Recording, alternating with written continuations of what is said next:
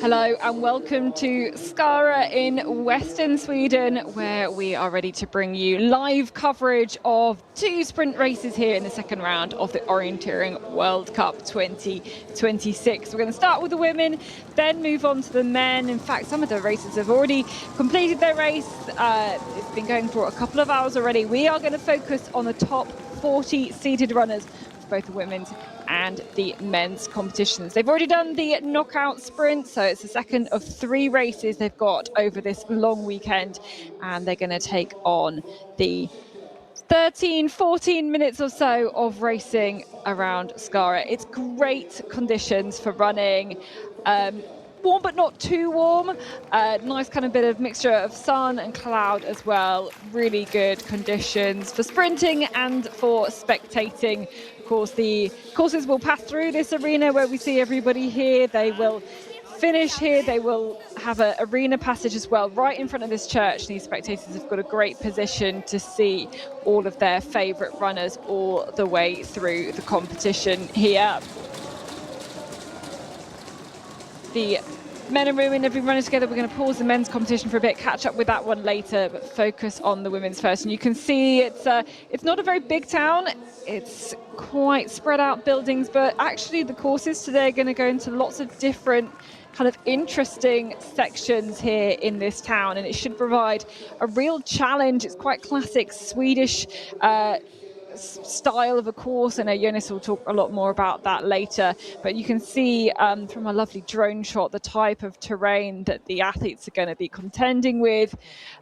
Very flat, buildings fairly far apart, and as you can see, the women's course today, 3.6 kilometers, estimated winning time of about 13 and a half minutes, and they're going to start every 90 seconds. So we have that time trial format, of course, fairly typical for kind of length and number of controls and all of those kind of things for the course today.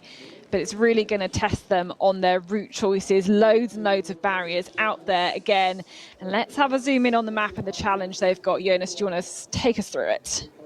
Yeah, and as you can see, we have a remote start today. Quite interesting because 1 to 2, so the second control is quite an interesting route choice. You should leave it to the north, then go the passage over that heritage railway. But we will get to that later.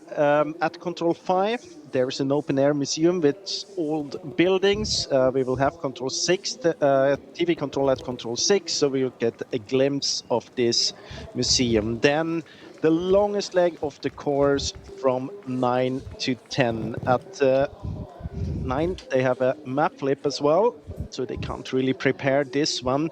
We're going to take a look at this one later on. Again, there are different route choices. At control 11, there's the second TV control and an arena passage. And from here, the characteristics, basically from control 10, the characteristics change. We get inside the old town.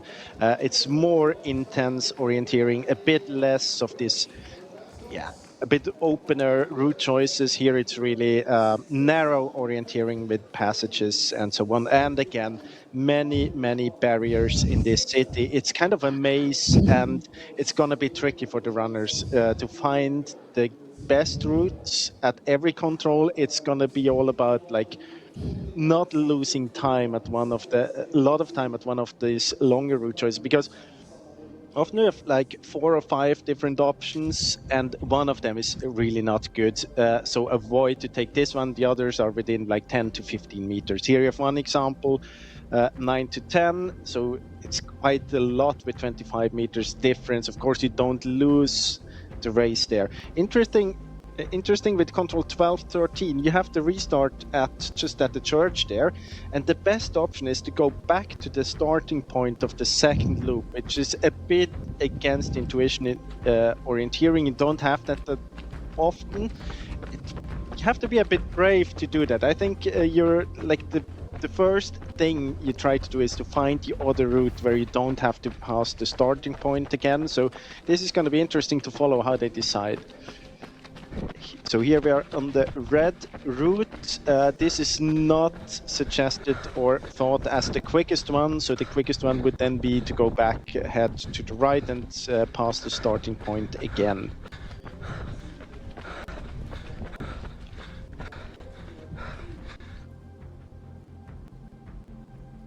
The conditions, by the way, this was a bit of an older coverage from TV, so I think it's not wet. Otherwise, it would be quite slippery, I think, on the grass. But it has been good weather this afternoon, so I think it's rather dry. Here we have different options again, 14 to 15. Important thing is that you head to the north and don't take the southern route. How you execute it then. Exactly like how you exit the control when you go to the north is not that important. It's important that you then go, now they turned the map here, but you're to the left in this picture of this artificial barrier in the middle of the leg.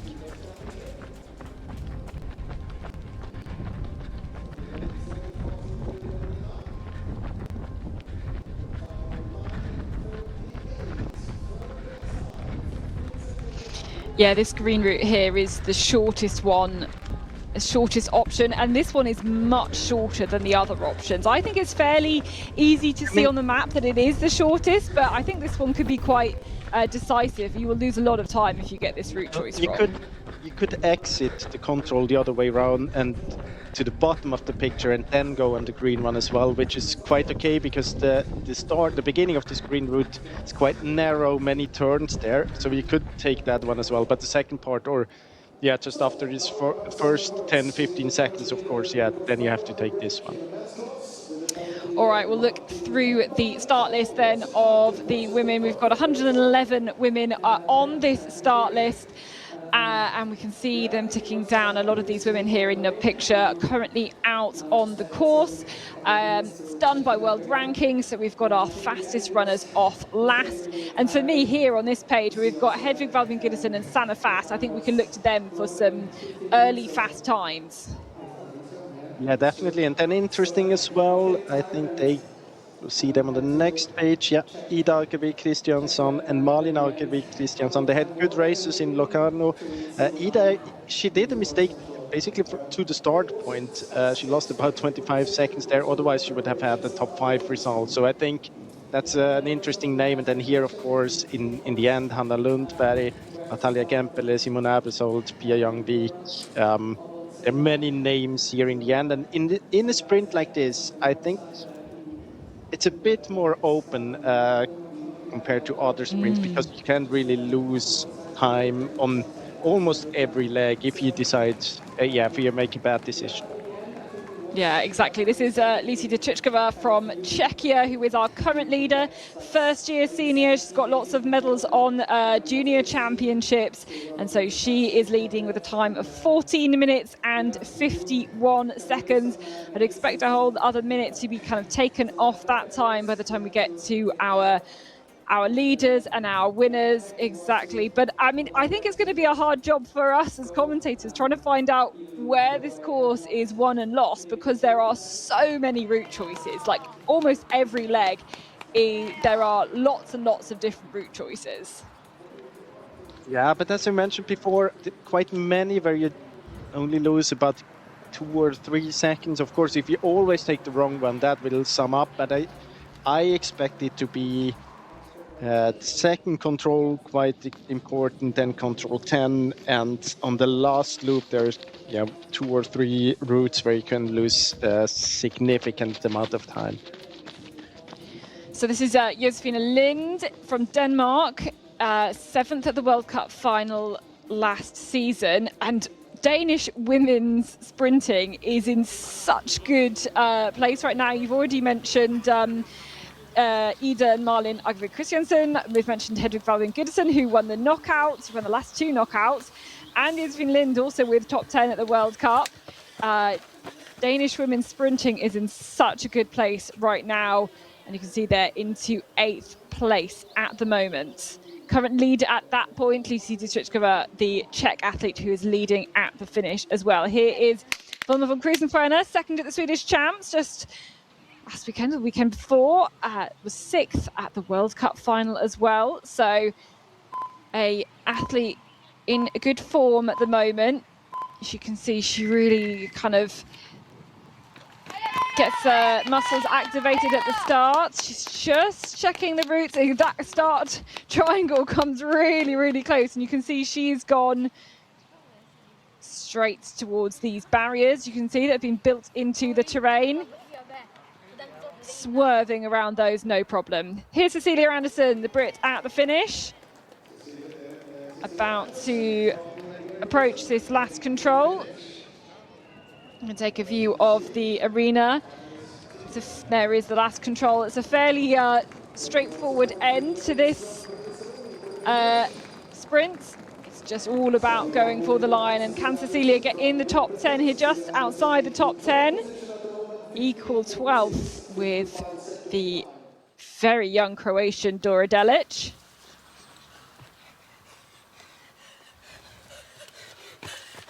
Vera Klemetinen, 9th in the sprint in Locarno, so the first round of the World Cup in Switzerland just a few weeks ago. So into 7th place there at TV1. Back to the start. This is Paula Gross from Switzerland, 2nd at the Swiss Championships on what looked like a great course in Lausanne. Lots of levels and going through buildings, things like that.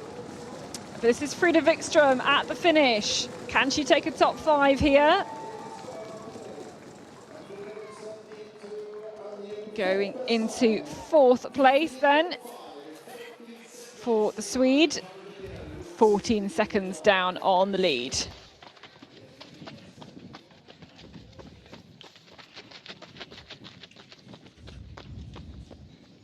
So on the way to the 6th control, this is Ilvi Kastner from Austria. Gives you a sense of what this kind of open air museum is like. You have that section, you can really open up the speed. And she's got to go, she's just looking for the control there between these fences and the building. The interesting is that Ilvi Kastner, she didn't get the quickest exit, the quickest route between 1 and 2. So she has a good split here. But she hasn't had the best routes so far. So, yeah, possibly gonna see a couple of runners with quicker times later on.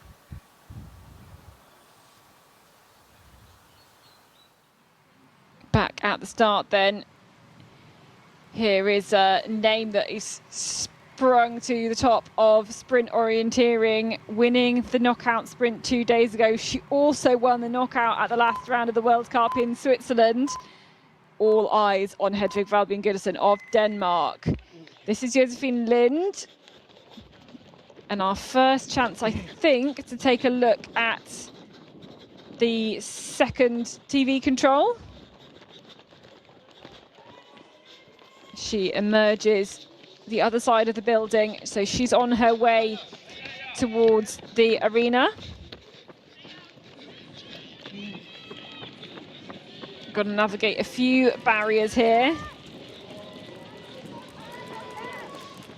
And this is the arena passage as well, so lots of cheers from the crowds here.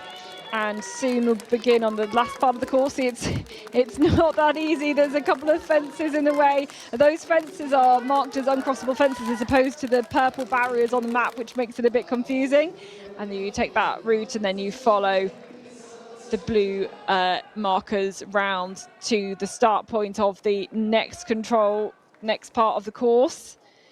This is the interesting part, Jonas, where you've got the next control and then the best route is to go back on yourself.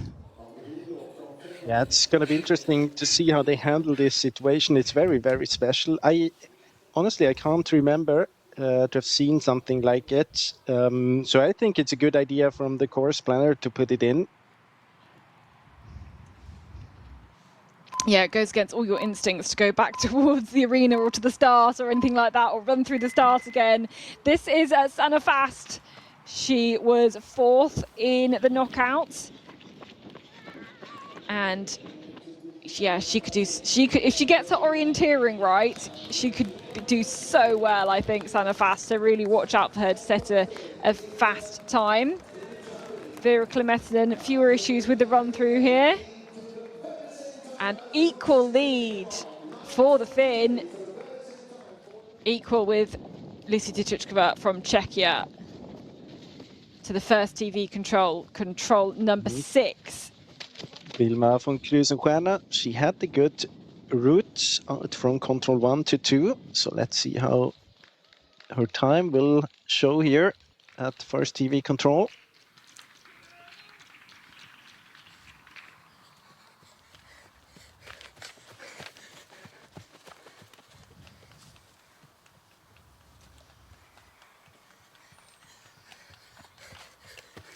So von Krusenstjerna into 13th, equal 13th, 18 seconds down.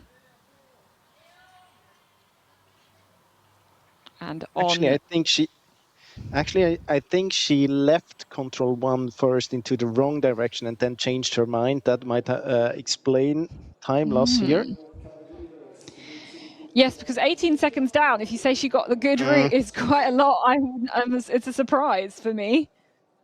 It's very hard to say from GPS, but it looks like she changed her mind there.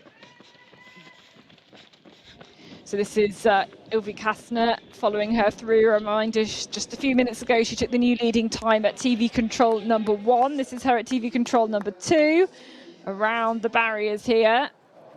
And where will she end up? It's going to go 6 seconds down. So still within touching distance. So she's going to get that feedback here.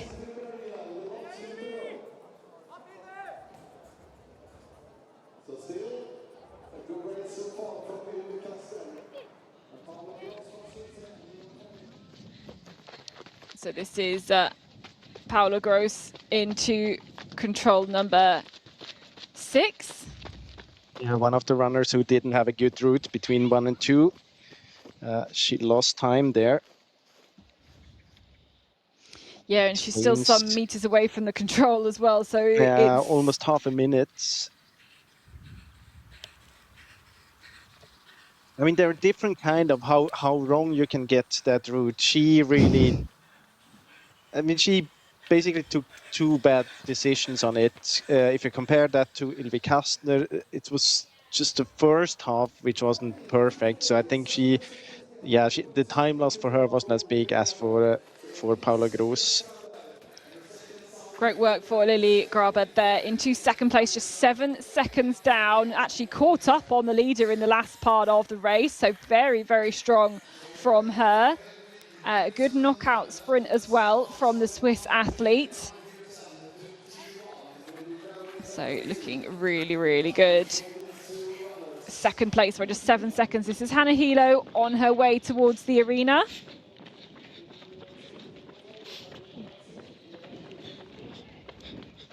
Very tall Finn. Always seems to have huge amounts of energy about her when you chat to her in the arena. And just outside the top 10 at the moment.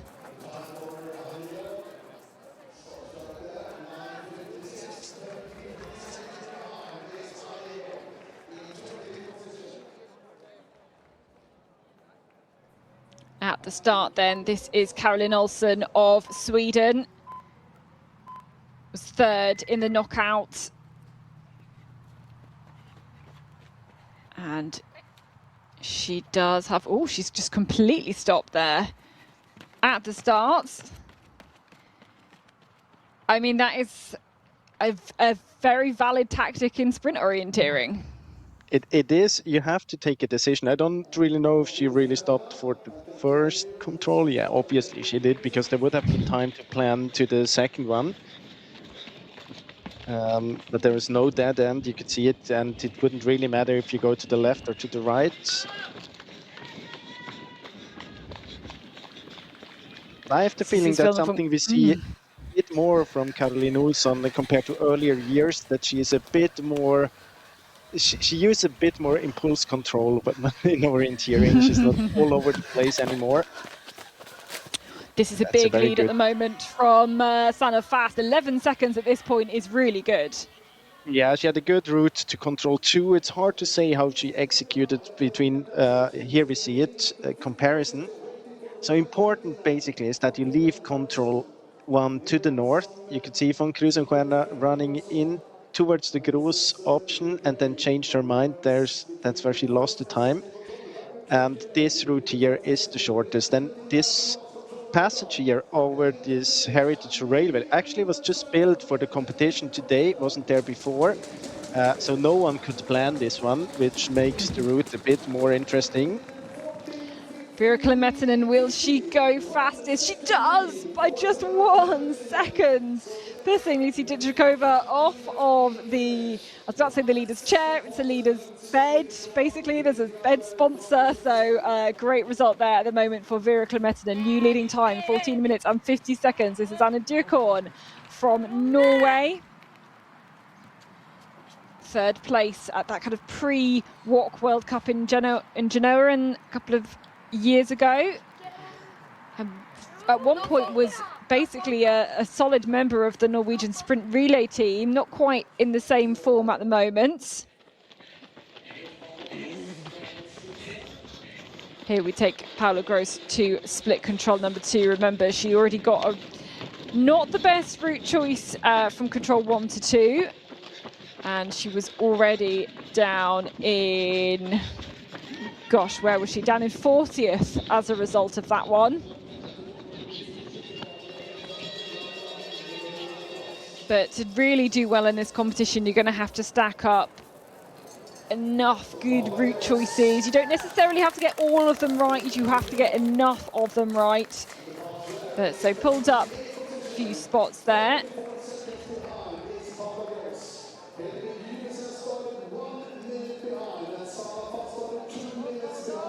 This is Ilvi Kastner through towards the finish.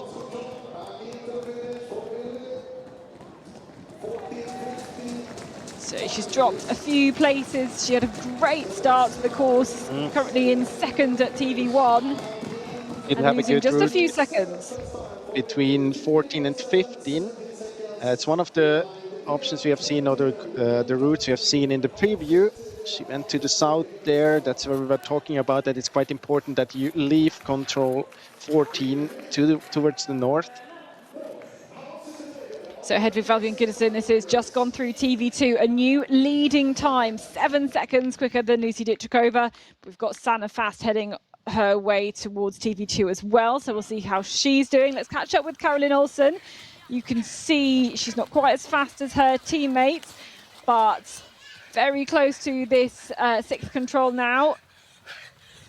And it's the same for her and Gudesen. Caroline Olsen didn't take the best route to control 2. That's also the reason why Gudesen was a bit behind at the first TV control. I think physically she is there, but had lost time on this second leg. And now on the way upwards in the result lists. So how much will Sanna Fast be leading by, I think, here? Look at that, it's a good time from her. She was 15 seconds quicker than the Dane, who's currently leading at this point. Will the gap have grown? It's looking very, very good for Sanna Fast.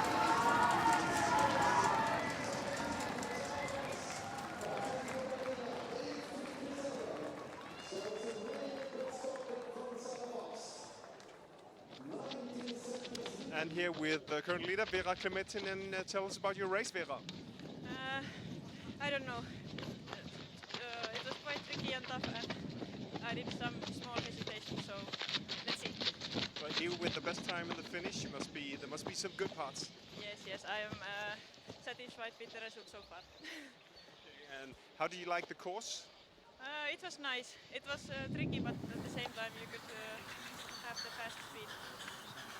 How much faster do you think someone can go? I don't know. Let's see. Summer in Belgium. Such a close start control. You've got to make a decision very, very quickly as to exactly where you're going to go.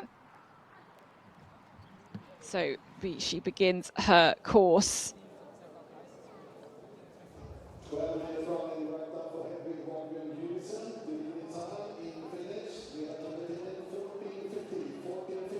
So this is the second to last control. And Vilma von Krusenstjerna, she had a tough day today. We talked about it. Just avoid taking bad decisions. many times in a row. I think there were not many of the important route choices where she picked the right one today. I think she had a good race physically, but well, she loses those 40 seconds with bad decisions. Yeah, and not happy. She knows it. Throwing her map to the ground. You can have as fast a speed as you want, but if you're not going to make the right route choices, or if you're going to keep making the wrong route choices, then you're really going to be punished here. This is Anna Dukorn, the Norwegian. And guess what? You can see that she has a time loss there, so not the best decision to the second control from Dukorn either. So who has had a really good, so Sanna Fast we know did a really good decision to the first with that second control. And she keeps on doing good decisions, so she is going to be very, very dangerous today. Gudesen had a good run on the second half until control 14, then took the wrong decision there again after having taken the wrong one to the second control, so she's losing a little bit of time, but Sanna Fast is going really, really good at the moment. Caroline Olsen, so you can see she's already slower than her teammate Sanna Fast, but still looking rapid around this course. We should have Hedvig Valby Gudesen into the finish very soon too. But she actually loses a little bit of time compared to the pre-warning. Now down into 6th place then for Caroline Olsen. Here is the Dane then, Hedvig Valby Gudesen, the winner of the knockout. She's going to take a huge new lead here at the finish. She's going to be 30 seconds, more than 30 seconds faster than Vera Klemetinen. 14:17, a massive new lead here ahead of the Finn, Vera Klemetinen. And she's just pushed it up into another pace at the very end of the course. She was very strong also in the beginning. I mean, considering that she took the wrong route, or not the perfect route to the second control, she's only 10 seconds behind. We have seen other runners like Alva Sunesson here losing a lot more time on this first part. Here's Rita Mara Morosi. She was faster than Hedvig Valby Gudesen at the first TV split, but she has lost time in this middle course. I don't know if you can see on the GPS where she's lost some time, because she is not in amongst the top athletes at this point. It's hard to say. It must have been on the route between 9 and 10, but it doesn't look too bad actually.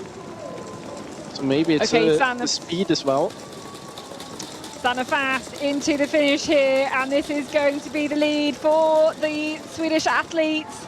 Going to cross the line and be faster than Hedvig Valby Gudesen, so 14:06, and the time all of a sudden comes tumbling down.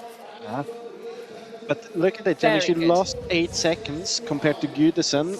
They both didn't have the best option between 14 and 15, but Gudesen is 8 seconds quicker, basically on the same routes as Sanna Fast on the last loop. Yeah.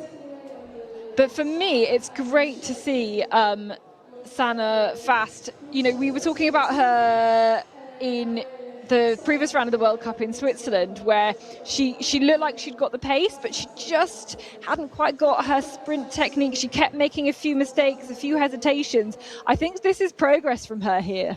And I mean, it's really good. We mentioned it in the beginning. It's very hard to take the right decision at all of the controls, and she almost managed to do that. So I think this is going to be a great result for Sanna Fast anyway. Yeah, I've got to agree with you there. Here's Yves van Dongen from the Netherlands, and taking a different route here past the right-hand side of the buildings. The winner of the Swedish Sprint Championships, Inka Nurminen, though, on her way to control number 6, going through this kind of open-air museum. They put all these old houses and things like that in this park, and it was kind of what I think Vera Klemetinen was saying. It's kind of tricky, but you can get the high speed because you have enough sections of the course that are like this, where you can really open up your running. And that's also what makes it hard as well. When you can push the pace, you've got to keep a clear head, keep focused, make the right decisions as well. And it's a bit tricky because you push really hard in this section. I mean, this one here, it's very, very easy. But at control 9, then you have, you can see it here very well. You have a couple of control 6, 7, 5, 6, 7, 8, 9. It's not difficult controls, but you have to focus on the physicality. You have to run very quick. And then at 9, you flip the map, and then you have the long leg. You don't really have a lot of time to prepare it. And hopefully, or I think that's the idea of the course planner, you're quite tired at that point, and then you have to spot the best option. So I think it's a good location for the map flip. So that is the 5th control, and here is Ida Agve Christiansen from Denmark. I expect it to be a good time because she had good options, good decisions so far. And this is the shortest route that she's on here, from the 5th to the 6th control. It's not necessarily the fastest because you've got to do that turn into this really narrow section between the hedge and the building, but it is the shortest. And let's see how she compares with Sanna Fast, who is our current leader at the finish.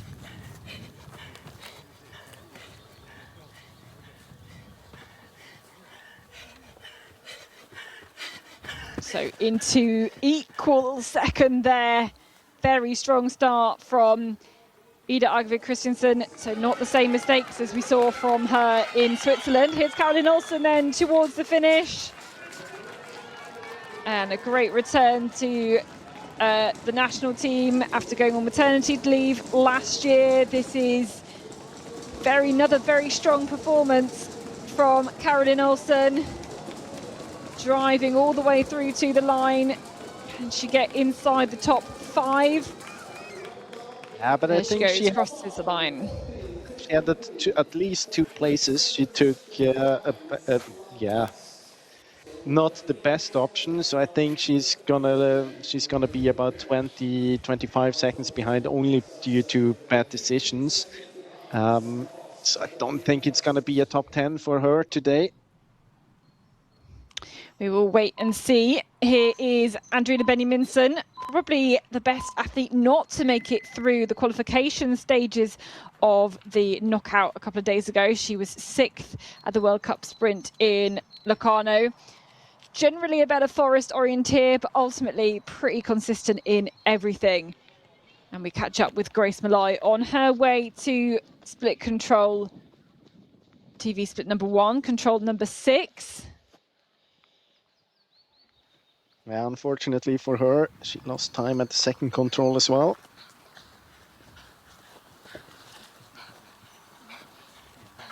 Yeah, lost time with the route choice then. 1 to 2 proving very decisive already. There she goes into 20th place. 28 seconds down. Rita Maramosi into the finish line. This is good enough for 3rd. Great result at the moment then for the Hungarian. Is actually only just a 1st-year senior, despite having run in that senior team for Hungary for a good few years already.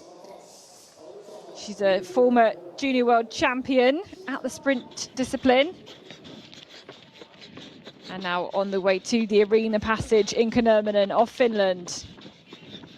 The European bronze medalist from that very tricky race in Belgium. Lots of route choices.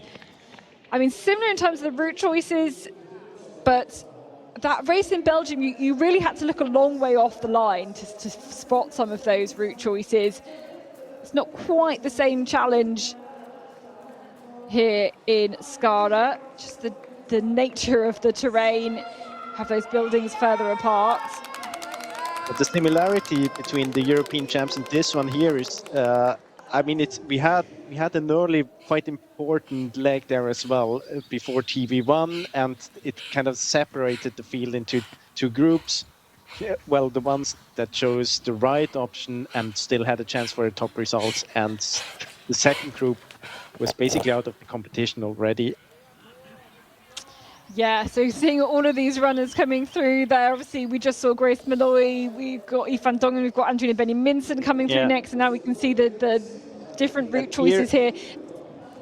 Important is between 4 and 5, because I think Ida Agervik Christiansson's route is quicker, even though in the very end she should have gone to the left or to the east around the building, but it looked quite good anyway. So Maya Cianea starting now. 3rd place in the Locarno knockout. Oh, and she's just stopping to check something there. It's so hard to read all the detail parts here of this course. So here comes Ida Agervik Christiansson, 5th place currently, 28 seconds down, very close to the 2 athletes in 3rd place at the moment. See if she can really tell maintain that. Sanna Fast and Gudesen had better speed throughout the course. Here's Andrine Benjaminsen.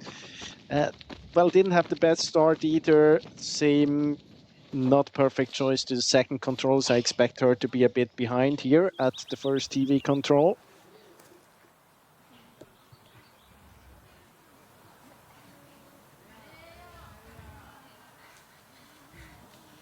So coming at this control from a different direction, she'll make a U-turn to go out to the... No, I was going to say she'll make a U-turn. No, she won't. Choosing to continue on, then she'll turn right and head down towards the next control, 7th control. This is Alva Sonnesson coming into the finish. And actually, a very good last part of the course, because she was... Where was she? She was 50 seconds down on Sanna Fast at the arena passage, and now 47. She's climbed up from 19th to 6th. That's great. But look at Malin Agervik Christiansson. I think that's going to be a good time. She had good decisions in the beginning, and she's looking quick here. And I mean, generally in sprint, she's she's always up there. Good results. Yeah, 5th place at the World Champs a couple of years ago in Edinburgh in Scotland. Just taking this Benny Minson route through. Not going to lose too much time from that. And look at that, very quick, just 1 second behind Sanna Fast. And that comes from A, good speed, but B, a good route choice between control 1 and 2. Can Teresa Roturier get it right? She is next to start. We're into the top 10 athletes now at the start. Multi-World Cup medalist. And quick decision making out of the start. She was 4th at the sprint race in Switzerland, first round of the World Cup.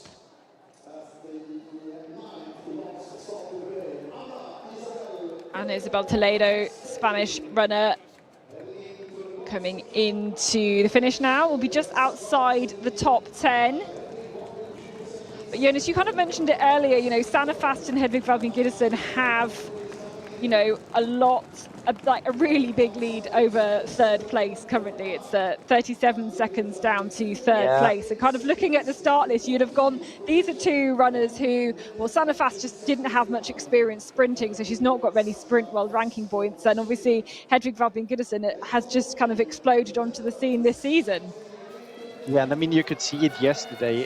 Hedvig Valvin Gidesen has just such a good physicality at the moment. She's so strong in running, and I mean, the fact that she only lost about 10 seconds on the first part to TV1, even though she had this bad decision, proves that she is really quick. And we know from Sanna Fast that she's a good runner as well. So I'm not very surprised that we've seen the 2 of them up there. I'm a bit more surprised that we have so many runners taking the wrong decision between 1 and 2 at the same time. It's a bit hard because you don't have a lot of time to prepare. I mean, you get the map at the start point. It's basically about 20 seconds to the first control. And it's hard to see if it makes a big difference or not, the routes. I guess, and add to that the passage over this railway is a new one that hasn't been existing on older maps. So you couldn't prepare for it. So it's an interesting start, but not the biggest surprise that we have Fast and Gudesen in the lead at the moment. Here's Cécile Calandry, European knockout champion. Because, yeah, there's a decision to be made there, left or right, and then you've got to execute this one. It's not easy. And then again, as you mentioned, yeah, it's a really big decision for that first to second. And obviously the athletes don't want to, you know, they're going to be feeling quite rushed. It's the start of the race. They want to kind of get going. It's very tricky. This is Andrina Benny-Minson, though, and she's on her way to the arena passage. You already mentioned she, didn't take the best route choice between controls 1 and 2. She was, some way down at that first control. And you can see a whole minute down pretty much as she goes through this arena passage by the church. Just a quick check of her map as she runs through and out of the churchyard in the other direction. But this is the finish. Ida Agve Christiansen coming through to the last control here. Looking for a top 10 finish at the moment. And lost a bit of time here on this last loop. Yeah, dropping from 5th to 9th on this last loop as her sister comes through the arena passage and she's having a much better time. Just 3 seconds down on Sanne Fast. It was 1 second, it's now 3 seconds. And, you know, we know Sanne Fast wasn't as quick as Hedvig Valbjørn Gudesen on that last section. So there is room to go quicker. What has Teresa Roturier done? This is her on the way to control number 6. And it's looking like a good start. Jonas, I don't know if you've seen the GPS yet. Has she taken a good route? No, she hasn't. Unfortunately not. She was on that wrong one. But it's still, I mean, there's a couple meters to go for her.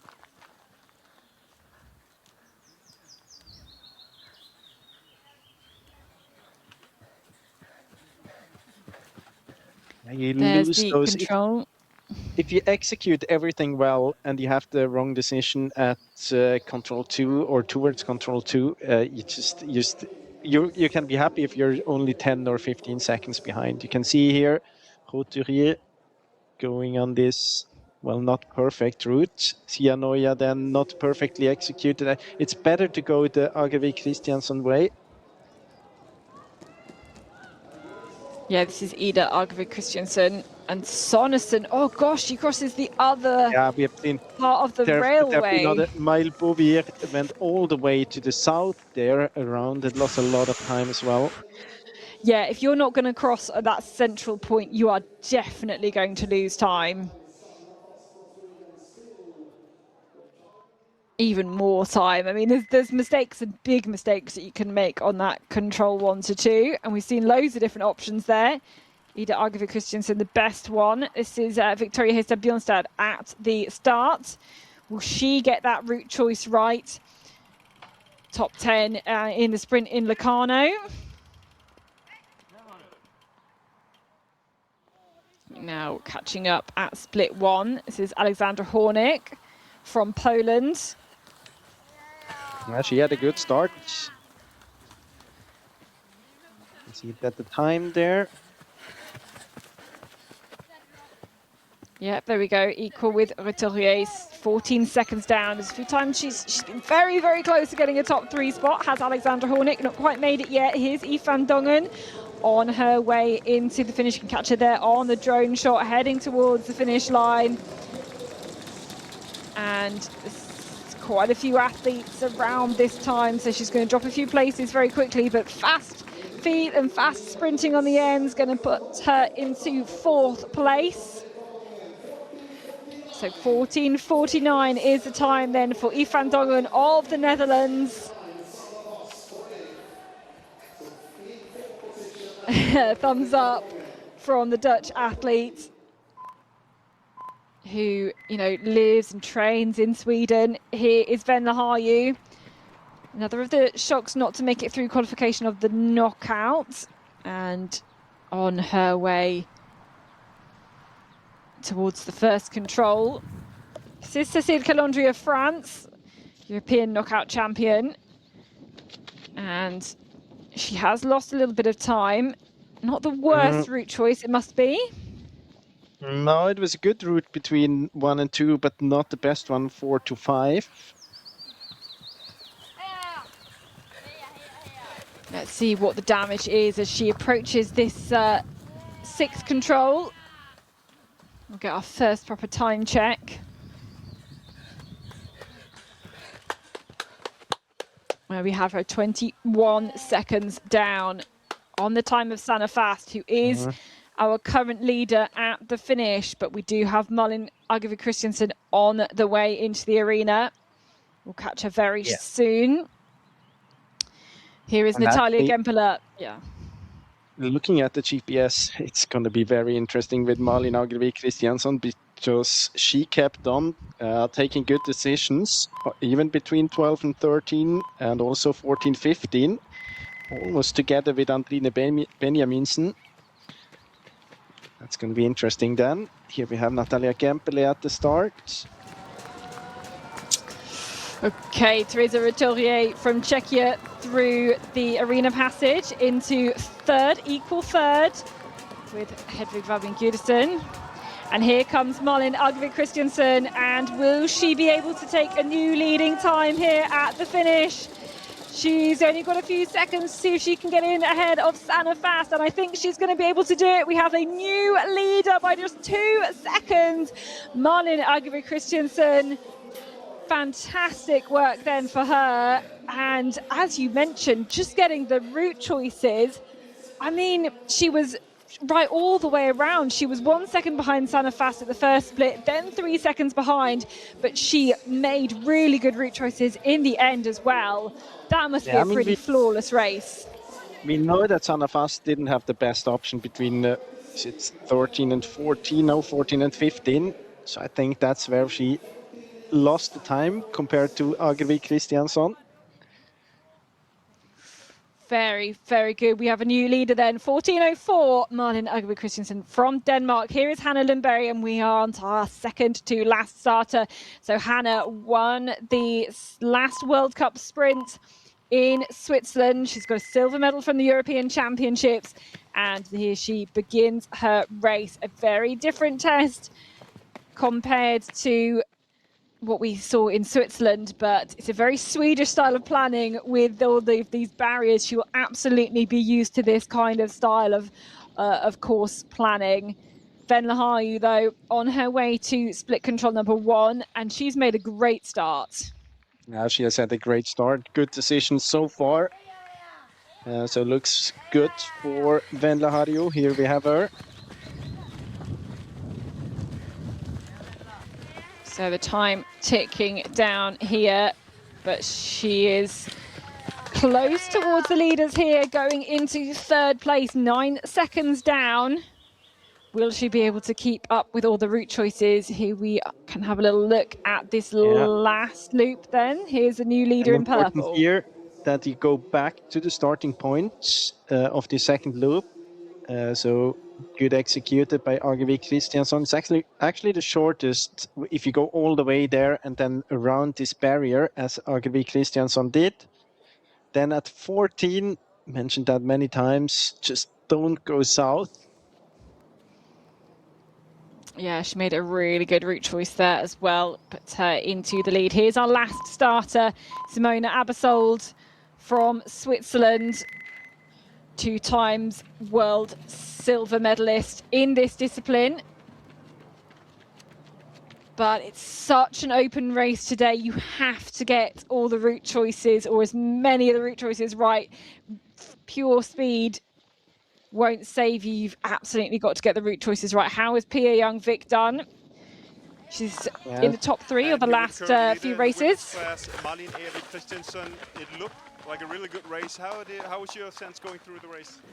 You know, we said after the knockout that these kind of races are races where you feel all the time that you oversaw some route choice, or that you took a bad one, or that you didn't execute perfectly. So on beforehand I was like, now I felt like it's been almost there all the races so far this World Cup season. So today I just wanted to believe in my route choices and execute them as well as I could, and apparently that worked very well. Yeah.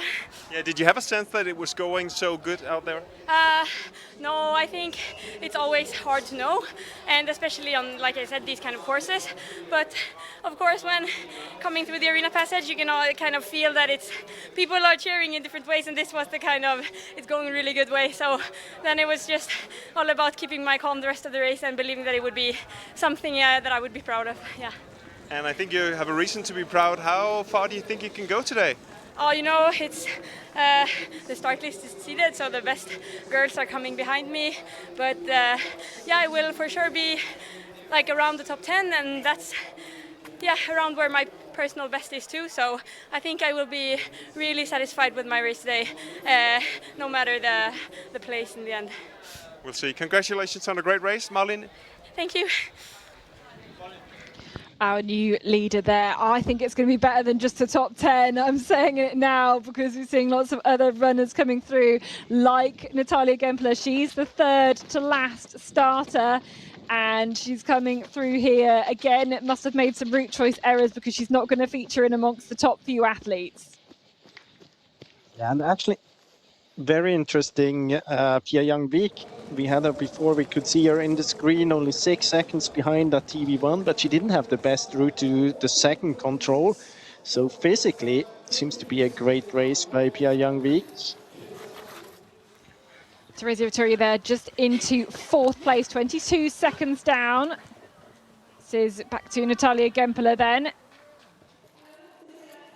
And a little bit further down, lots happening. So Natalia Gempler into 31st. Teresa Vittoria just fairly consistent.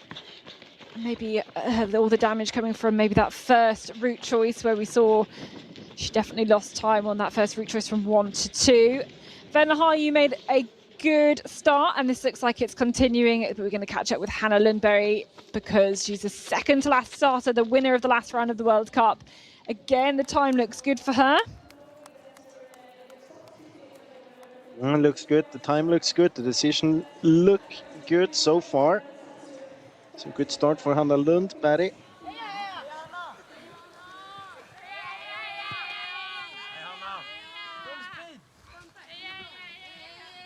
So here she comes into this control, and 3 seconds down. So very good start from Hannah Lundberg. But she is slower than Malin Egvik Christensen, who is our leader at the moment. Alexandra Hornick, we seems to be just outside the top 3, and another solid run from her today. Crossing the line will go just 1 second slower than Teresa Vittoria into 5th place. Here's Pia Young-Vik.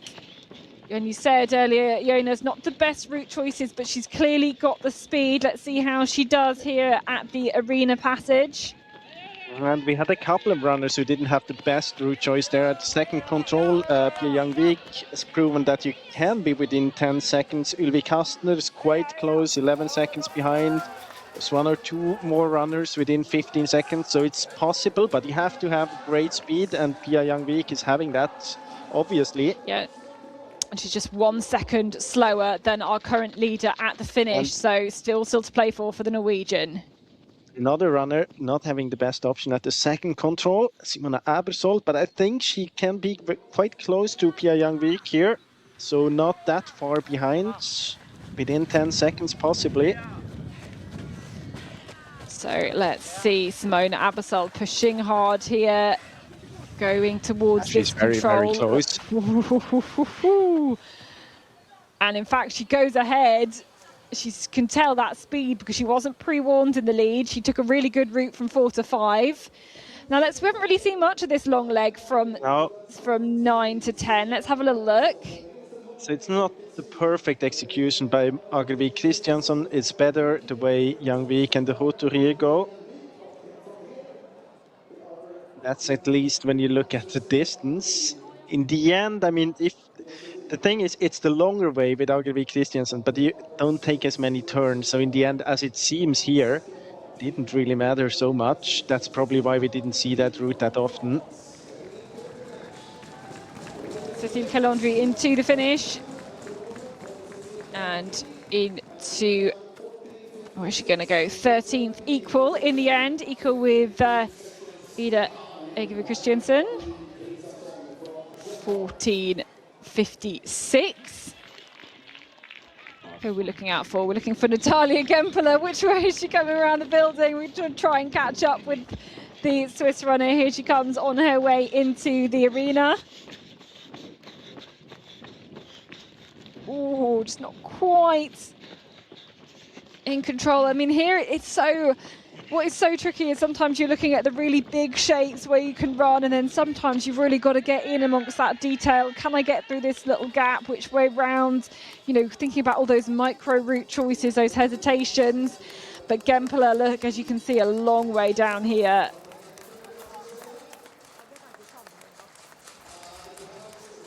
That will be more interesting than behind Gempler with Hanna Lundberg. Don't think it will take a long time until we see her at the arena passage. No, here she is coming towards the arena right now. And can she take two wins in a row? It's possible. We've only got her, Simona Abersol, to come through this point. She's the second to last starter on home soil as well. Will be filled with lots of motivation to equal her result, the win that she took 2 seconds down on Sanna Fast, but a second ahead of Malin Egevi Christiansen again, who is our leader at the finish. Reminder, our current top three, Malin Egevi Christiansen is in the lead, then Sanna Fast, then Hedvig Valdin Gudesen, Denmark, Sweden, Denmark, with Teresa Rottier from Czechia in fourth at the moment. Yeah, and the Still starting got about here 1.5 minutes, so quite soon we're going to have Simona Abersol to the arena passage as well. Here's Victoria Hestad Bjornstad, a long way down here, making some errors on this race. Tricky, but here's our last starter. Here is Simona Abersol. No hesitation for her coming through between the buildings here on her way into the arena. She was leading at the first TV control by just 1 second. And will she have increased her lead here? Yeah, definitely. Definitely increased her lead. But she could still do a few dodgy route choices. So 6 seconds in the lead, you know, a few dodgy route choices and that lead is completely lost. So all to play for here.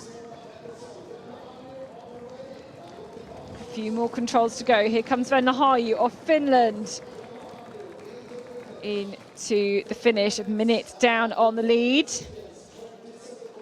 Very soon we're going to have Pia Youngbeek to the finish as well. I think she's going to be fighting for top 3.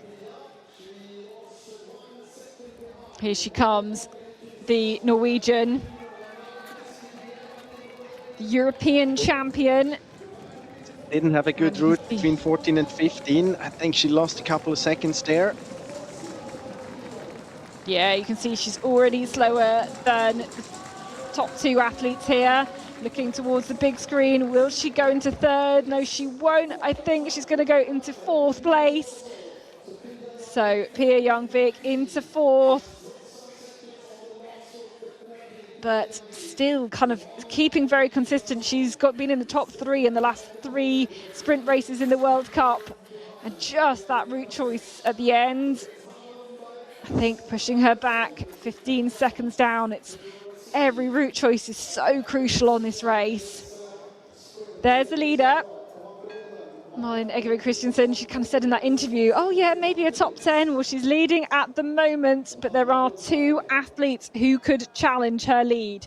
Hanna Lundberg and Simona Abersol, both on this last loop at the moment. And it's going to be interesting to see what they're going to do. I mean, Hanna Lundberg, I mean, I think you've seen what I've just seen, Jonas, which is her route choice from 14 to 15. It's not the best one. I mean, she's not going to lose very much time, but a couple of seconds. And Abersol so far looks good on her route. route, but she hasn't been at control 14 yet. Yeah, Abersold's taken the correct route, the shortest route from 12 to 13. And you say Hannah Lundberg is going to lose a couple of seconds, but that's the margins here. Yeah, of course. And I mean, if Simona Abersold is taking the right one, we can see it here. She already leads by a couple of seconds, let's say 8-9 seconds. And that's, again, it is very important to go to the north out of control 14. You can go around. How you exactly exit in the very beginning doesn't really matter. You can go to the southeast and then up again towards the north, but don't go down to the south. So this is the 15th control then for Hannah Lundberg. She's on her way to the second to last control. This is fairly actually easy end to this course. You've just got a spot little gap through the buildings there. This is Natalia Gempeler, though, on her way into the finish, getting a few wrong route choices here. She's going to be outside the top 20. Crossing the line there into 24th. Not the best day in the office for Natalia Gempeler. And here we go, Hannah Lundberg into the finish. She's got the last control to go. You can see there from the drone shot, just punching there under the trees. Let's take a look at the time. Where will it go? She's not going to be faster than Malin Egevi Christiansen. So Malin has second at worst. Hannah Lundberg, is she going to be amongst the medals? She's fighting for third at the moment, but with Simona Abersold on her way, where will she end up? So losing all that time, I reckon probably on that last route choice. I mean, the route choice from 14 to 15. Simona Abersold has also taken that route choice. So not the optimum route choice here for Simona Abersold, but will it matter? Will she have had enough of a lead? Here she is.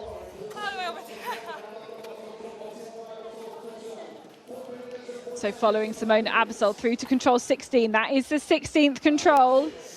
And let's see, will it be enough for the win here for Simona Abersold? She's got 41 seconds. She's going to have a massive lead here because she's got acres of time to get to the finish line. It's going to be clear in the end, despite that route choice. I was trying to build up the excitement here, but it's going to be the win for Simona Abersold, back on the top of the podium. And 22 seconds. Look at that gap she managed to build up between controls 11 to 15. She just must have picked up the speed, because that is pretty incredible there from Simona. You could kind of see that coming, because she was so close, even already at the first TV control, even if she is taking the wrong or not the best route to the second control. Speed was just so high, she was so distinct in execution. Even when we followed her there just before the arena passage, you could see that she was quick. I think she wanted to get another way there. You mentioned it, that no hesitation, but I think she couldn't really execute how she wanted, but she was so quick in her head to change her mind and go another way, just a couple of meters. And you could really feel that today, physically, she's at a good place. And given the fact that the course here kind of selected out many of the runners already at control 2, then next time at control 10, then at 14, and so on. When you have such a good physicality as Simona Abersold, you can compensate for one bad decision, and she had that to the second control. And after that, she went quite good. I mean, almost no one got through perfectly. So I think, and when you have one runner that's so strong physically, today she was so good. Yeah, I think exactly. You're not necessarily going to get every single route choice right, but she's got the speed. And 22 seconds in the end, 13:42, very close to how close the it is behind time as well. Yeah, between second and third, and then it's not that far to the fourth position. We have 8 runners within 45 seconds, 7 runners within 23 seconds from second position to the 8th position. So it has been a tight race, except for Simona Abersold, who had one year more in her motor. Yep, so looking into that second page, the young runner Lucy Dichkova should be very pleased with the 12th position, I think, here, making, some of her first senior races for Czechia. Lots of different nations. You can see Natalia Gempler there down in 26th in the end. But yeah, great to see a good mixture of nations and I guess kind of Danish sprint orienting. I mean, we kind of knew this from results from the knockout and stuff, but getting Malin Eggevi Christensen that second place, that is, her first ever medal at a World Cup. It's so typical. I mean, you could see that. I think it was in 2024, was it in Olten, when we first time had one of the Akevi Christiansen's sisters with a very good result. And then you could feel that in Danish sprint orienteering, something happened. It's like you had one good result and then you had the confidence that now we're getting closer. And suddenly you had two Akevi Christiansen runners there. Then now we add Hedvig Valbjørn Gudesen as well. Now we have 2 or even 3 runners that suddenly can be within the top 3. So that's a very good development. Here we have again all of the runners, we had this very decisive leg to the second control. It was actually quite decisive to 5 as well. Not that many runners took the way Sanna Fass did. Not sure if it was the best one. It's hard to say from the GPS here, because it's not 100% accurate. I think 9 to 10 was not as decisive as I thought on beforehand. The options were quite similar. I think that's also the reason why we haven't seen so many GPS replays from this leg. It's significantly longer to go the Abersold way, just distance-wise, but it's almost, I mean, you don't have these 180 degrees turns at any point, so I think it's quite good to execute and you can keep high speed. Then we had the arena passage here, and quite decisive afterwards as well, 12-13. It's not kind of the route choice as we had to the second control, where we had really many runners taking the wrong one. But if you went to the northeast there, you lost a lot of time and you could have kind of lose the race there. So it was important to take one of the middle or the southern routes here to 13, and then 14-15 would have been the quickest to leave to the north, then south of the barrier in the middle, and then get to control 15. Not that many runners. I don't think it's so many seconds you could lose there, so quite spread out on this one. And I think we're going to hear a bit from Simona Abersold now in a couple of seconds. And here with today's winner, Simona Abersold. Congratulations, Simona. 22 seconds lead for you today. How did you feel going through the course? Thank you so much. No, it was a really cool course, so tricky. In the beginning I thought it was almost a bit easy, Swedish style. And then there was that map flip and you just saw barriers after barriers and then you had to find your way through. It was really difficult.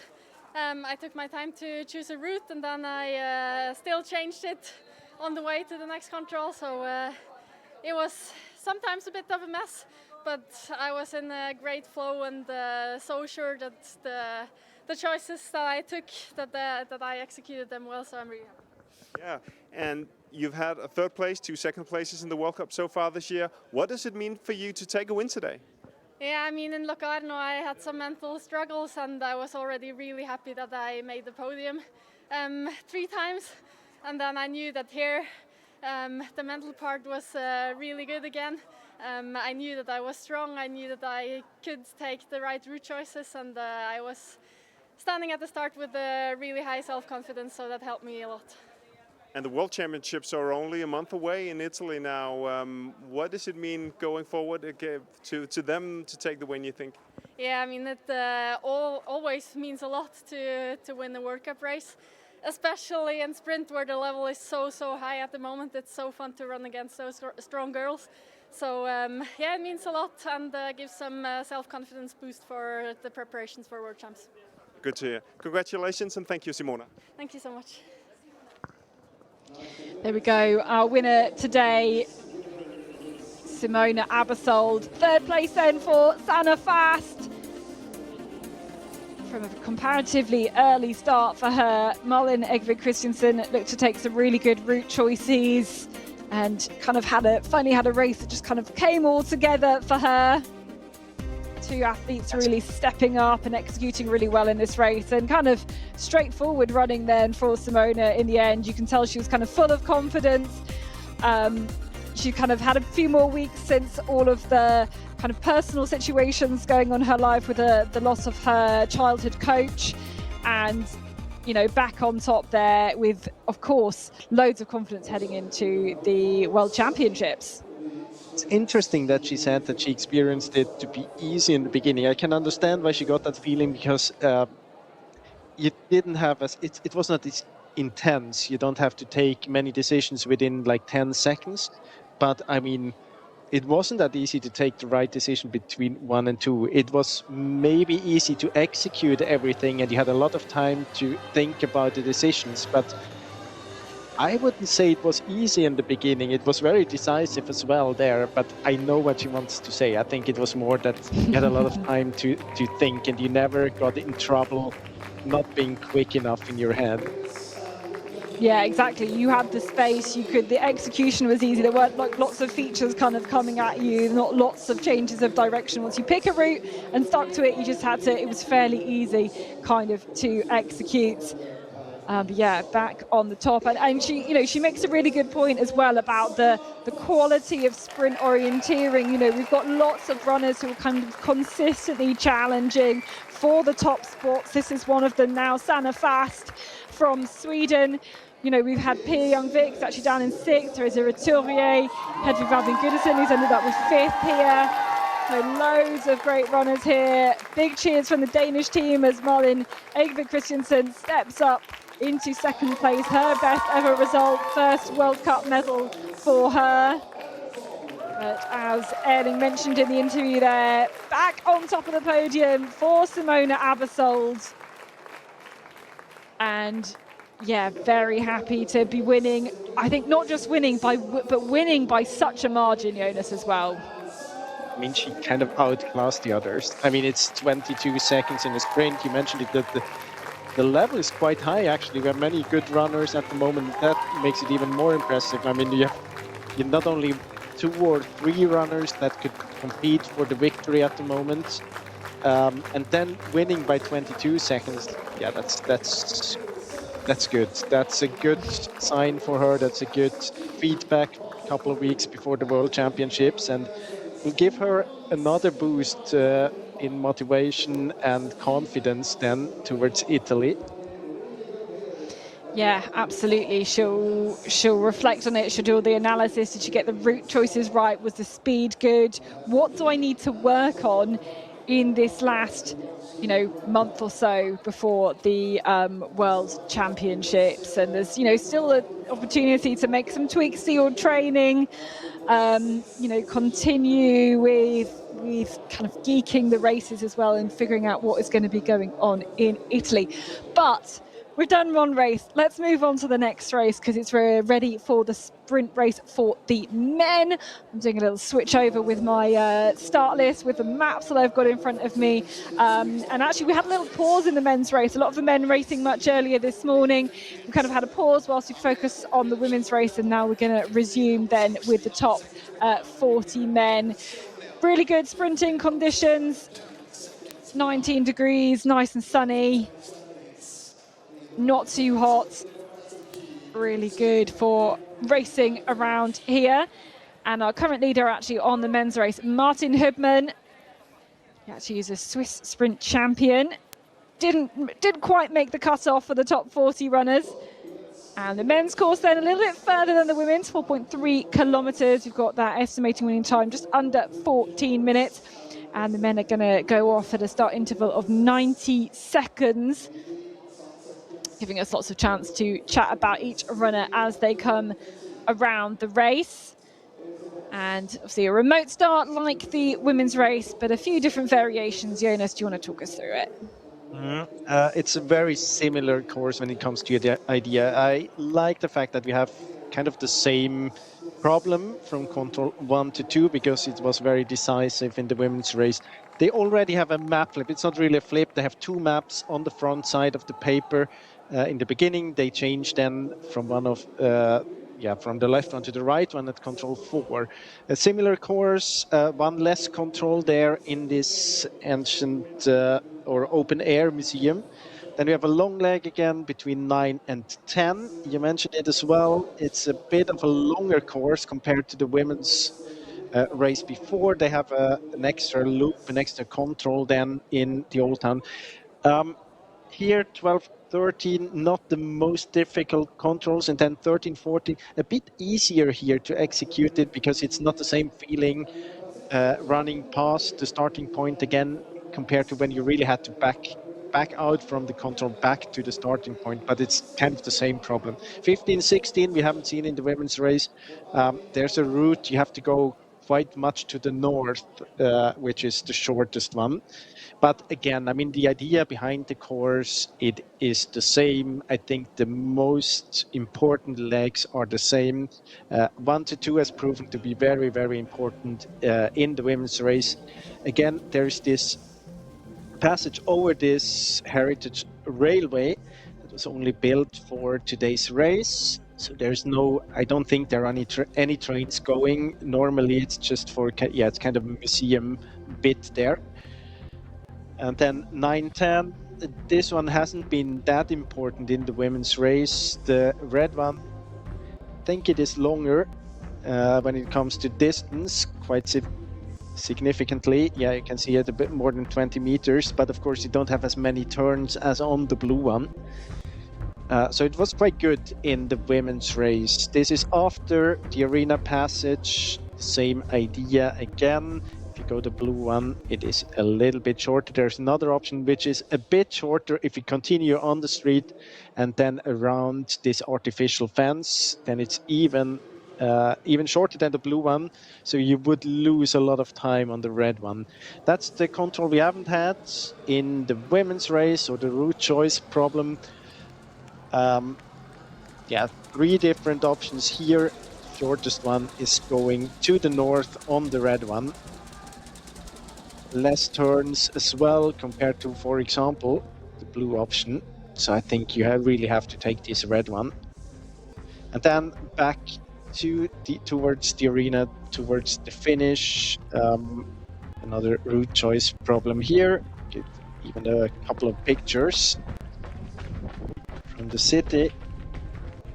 And you can see, I mean, we're in the middle of the center of the city, but it's not, I mean, it could be in a village as well. It's not this classic old town buildings at every point. You have them every now and then, but it's kind of a mix between old town and, let's say it village or, small town.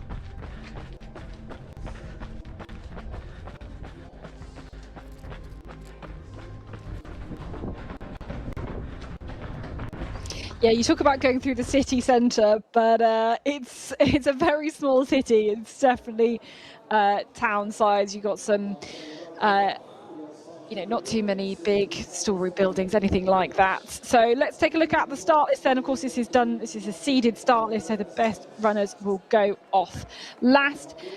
Any names you want to pick out of here, Jonas, ones we want to watch out for? But they come towards the end. I mean, here we have Gustav Uleforss was quite strong. I got the feeling that he was quite strong also in Swedish sprints. Looks good physically. Langedal Breivik, of course. Here Timo Sutter is a good name. Fabian Apersold.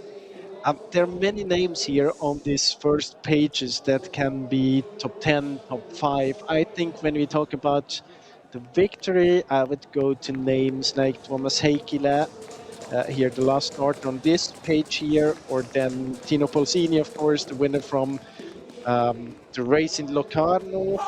I don't know if it's really the race he would be good at. He's very quick in executing when you don't have a lot of time, and we know that the first half of the race you have quite a lot of time to take your decisions. Thomas Krifter would be one of the favorites, Yannick Michels, and of course Kasper Fosser as well. Yeah, again, super, super open race with very different style to the first round of the World Cup. As you mentioned, that really suited Tino Polsini. Martin Hubman, the current leader, 14:57. Just having a little chill out there in the leader's For a while. bed. You spent He half, has, the day, yes. half of the day in bed. Yeah, it's quite interesting to be reclining there when probably all that you want to go and do is go and chill out. Ralph Street from Great Britain about to start here. World Cup medalist, World Cup previous winner. Heading out into the terrain, a very short route to the start and then to control number 1 as well. Then, of course, a very decisive route 1, 2, 2. Here's Gustav Runefors on his way to TV control number 1. And you mentioned his great results in the Swedish champs, so very good. Yeah. Did you see the robot grass mower there? Isn't that a bit strange in this open air museum? Yes. I mean, that little robot's not going to get very far. You need a big sit-on lawnmower for this kind of thing. But Gustav Runefors has made a good start. Aston Key from Australia, the current leader at this point. And Runefors in 4th place, just 6 seconds down. He didn't have the route that we have seen was the quickest one to the second control. So there's even a bit of room, I would say. This is Arni Ronkanen on his way to the finish.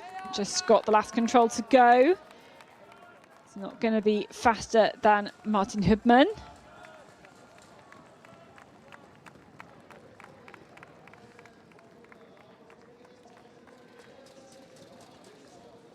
Fighting all the way into the finish. Equal second then with Andreas Fogh Bjørnesen from Denmark.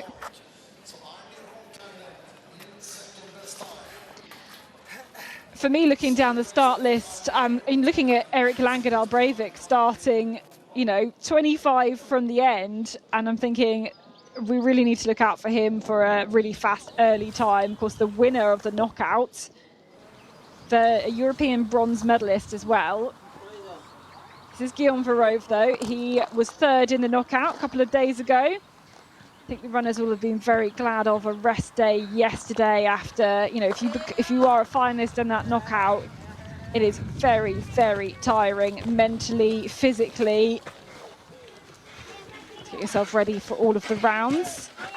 But Verove into 8th place, 8 seconds down, very tight at the moment amongst the top runners.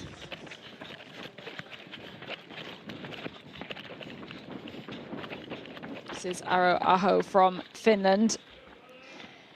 Coming through to the arena passage in front of the church.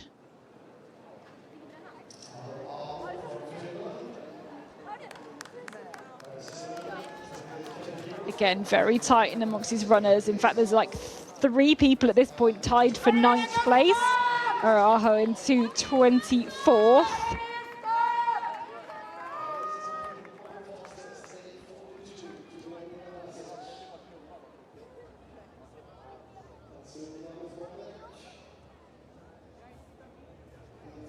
There you can see the restart after the taped route going out to the next control. This is Erik Langedahl Breivik, as I mentioned, an early name to watch out for.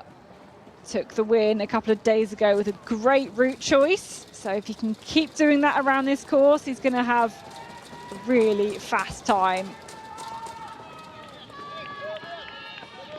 Gustav Runefors is looking good here. It's very interesting when you look at the routes that they have chosen to the second control. It's really barely anyone has been on the quickest one, but then if you put on the splits, I would say it's about 9 seconds quicker to go to the north, even in the men's race. So it's interesting that seems to be more of the men going, not backing out and going to the north again, compared to the women's race, where I would say it was half-half there. Here it's about 25% of the men so far have been going to the north on the quickest route. Do you think there's a reason for that? I don't know. I mean, sometimes there's really a difference between the women's and the men's race, because in the physicality that men can execute one kind of running, or they're more equal. It doesn't really matter if you go the one. I mean, it's second-wise, it's not as big of a difference. But here, I would say it doesn't. I don't see any reason. Maybe it's just because we are in the beginning of the course and we have to wait for the very best ones to come. Well, yeah. Yeah, will the best ones be able to spot that fastest route? Here's 9 to 10. Ooh, and this is where Aston Key's lost well, actually, no, maybe not lost a bit of time. I think it was quite okay. Simon Abersold did something similar. I think that's okay. It's longer, definitely distance-wise, but as I said, I mean, you don't have this stop and go. You can run very quickly. You can even read the map a little bit ahead. So I think, well, it looks as if it's a good decision. It's so interesting. There's some of these route choices that, 1 to 2 so decisive, and this long one in the middle of the course. Just so many equal route choices. It's really not decisive at all. This is Florian Attinger from Switzerland, about to cross the line. Second in the Swiss Championships. In fact, behind his teammate Martin Hübmann, who is still in the lead. So Florian Attinger into second place. This is Axel Granqvist from Sweden, near Stockholm. And just hesitating here. Yep, and he can't get through there. He has to go around the hedge. There we go. There's the gap. Yeah, didn't have the best option there to control one either, and losing time again here. The thing is, this will be happening in a lot of places around this course. A lot of the athletes doing that. I think the position of our cameras, we've really not seen too many hesitations, but there will be athletes making mistakes like this. Hesitations like this are not that normal. I mean, usually you don't do any mistakes in the execution in a sprint course. That doesn't happen that often. Usually you see the barriers before you are there. So you see them, you might oversee them, but then you see them like halfway on the way to the barrier, and you see, okay, that there's no way I can get through, and then you have to turn. But that you really run all the way to the barrier and then have to go back doesn't happen that often. So there we go, standings at Split 1 actually feature a lot of athletes who have lost time later on in the course, like Victor Svensk of Sweden, like Aston Key of Australia. So you've really got to get all of the different sections of the course right in order to continue on. There is jeopardy everywhere. This is Jørgen Backlid of Norway, the silver medalist from the World Champs Knockouts. Didn't actually make the Norwegian team in Switzerland, so not quite at his best level at the moment. This is Erik Langedal Breivik. How are his route choices been as the Norwegian makes his way towards control number 6? Yeah, not perfect. But on the other side, I mean, Backlid was a replay. He had a good route to the second control, at least on the first part. But Breivik didn't have the best option. But I mean, at the moment, we haven't had that many that actually went the best way between 1 and 2. So far, it doesn't really matter. Here, so lots of athletes going the slow way this way. Many of the, yeah.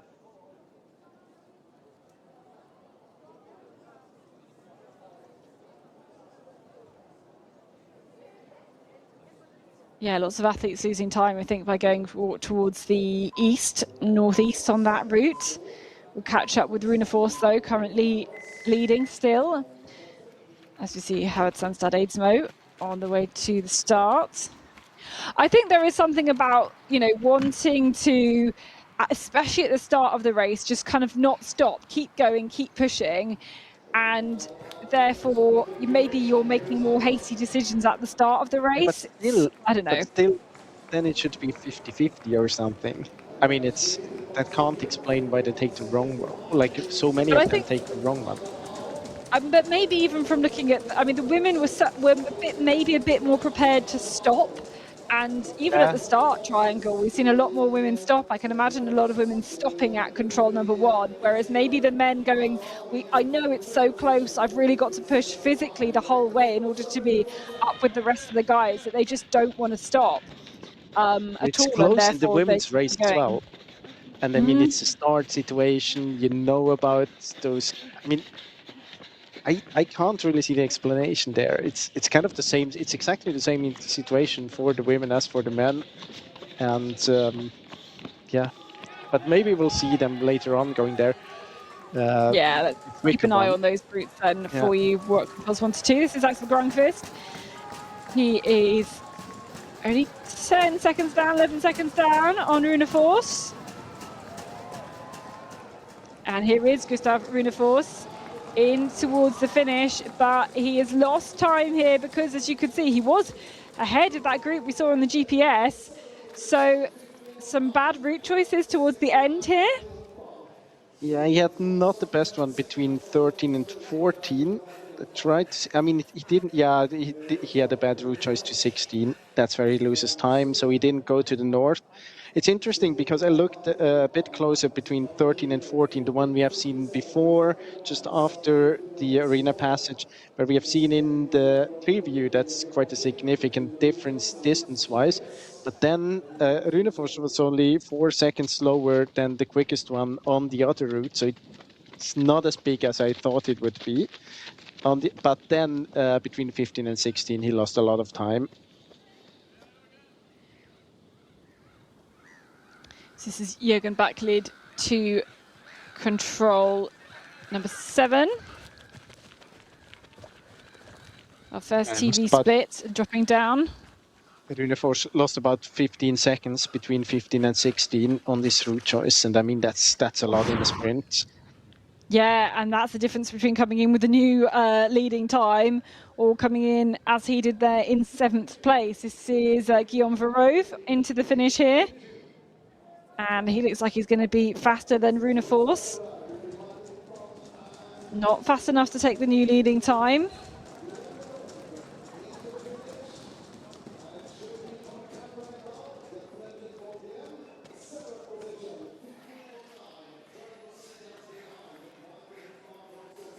A shake of the head there, and we can catch up. This is Henry McNulty from Australia, 9th at the World Championships, and has made a really good start to this race. A very fast start. And I was just thinking, he kind of camouflages in with the terrain, and he really does, because the camera operator cannot keep track with him, but looks very comfortable coming through here, and this is going to be very fast. He looked good so yesterday easy. as well. Yeah, he looked good yesterday really as did. well. I just have to mention that he lost a bit of time to the second control as well. But as I said, almost everyone loses time there.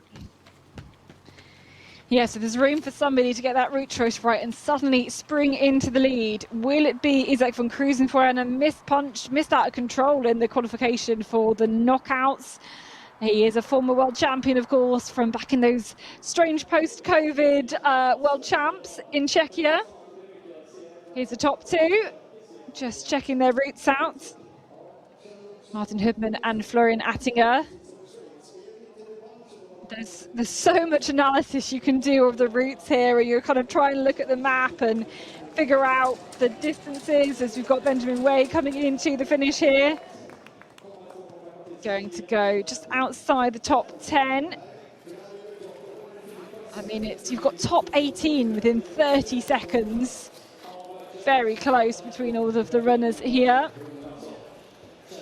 I feel like we're just waiting for somebody to really get that route choice 1 to 2 right, and they could absolutely spring ahead of everybody else. This is the current standings then at the finish. 13:57. We do have an expected winning time today of 13:45. That's what the course setters, the course planners have aimed for. As you see, Havad Sansad Aidsmo on his way towards control number 7. And the fact that he's not even coming up on the first page of my splits tells me that he is considerably far down already, as you can see there, yeah, into the 30s now. So not the best start here for the Norwegian.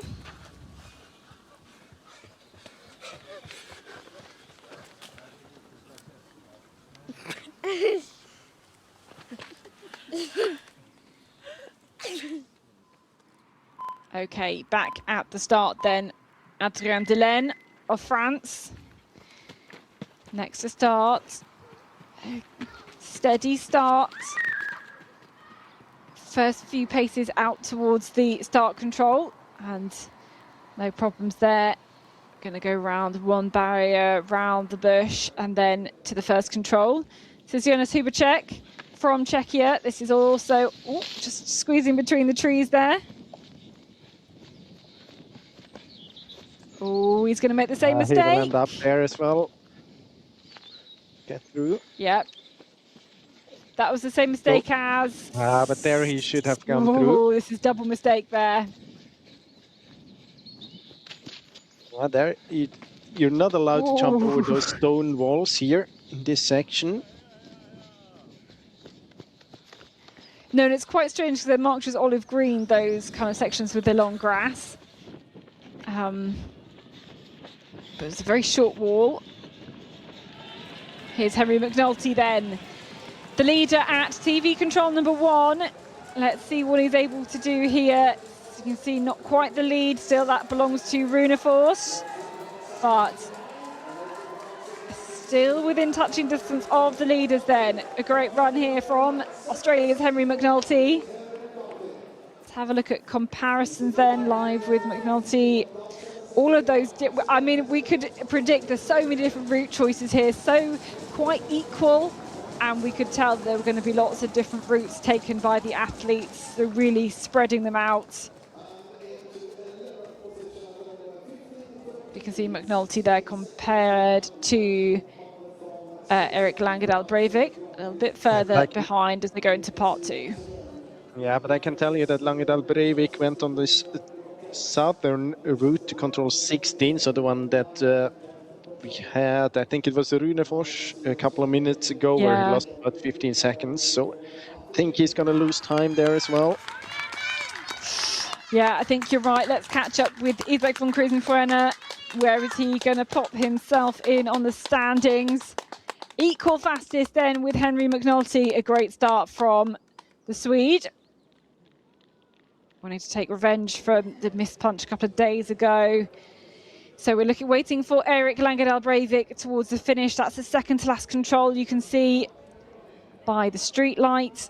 And he should approach from the left. Here he comes.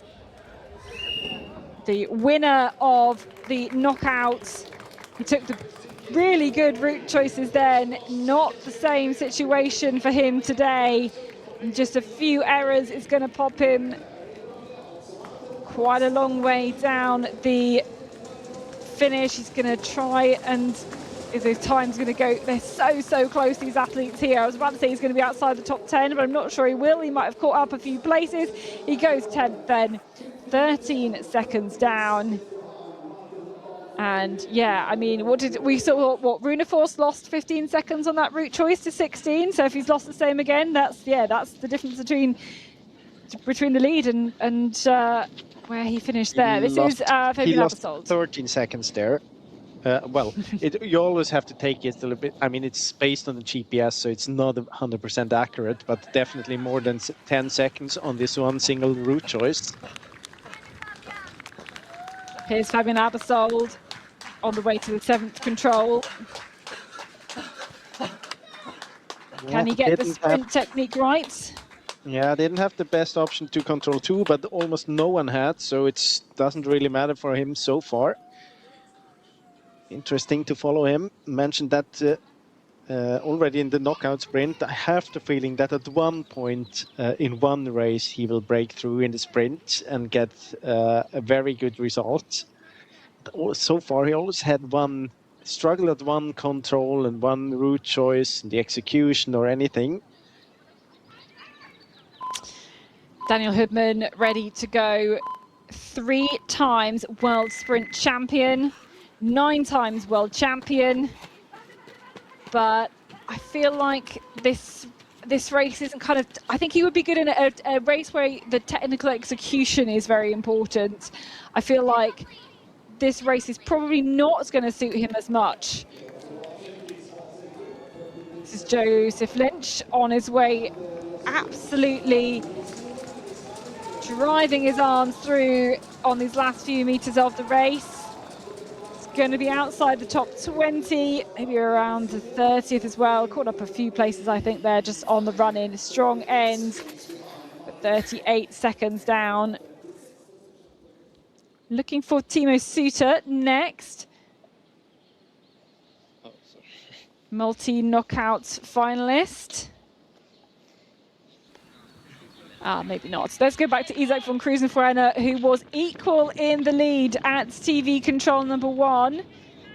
Let's see if he's managed to maintain that as he comes through into this arena passage. And now about to go past the church where we'll get the time check for the second time. And he has lost time here in this little section of the race. Lost quite a lot of time, actually. 16 seconds down. Is it clear, Jonas, where he's lost that time? Yeah, he had not the best execution to control 10, I would say. You can see he goes all the way around. You could keep it a bit closer. If you're at the house, just beside the graphics, if you would go to the... Yeah, or when you exit this part there, you could keep closer to control 10. So he did a couple of unnecessary meters in the very end of the route. Yeah, he did quite a few unnecessary meters there. So that puts you straight down. This is Timo Suter. Next to come through towards control number 7. Again, looking very composed here.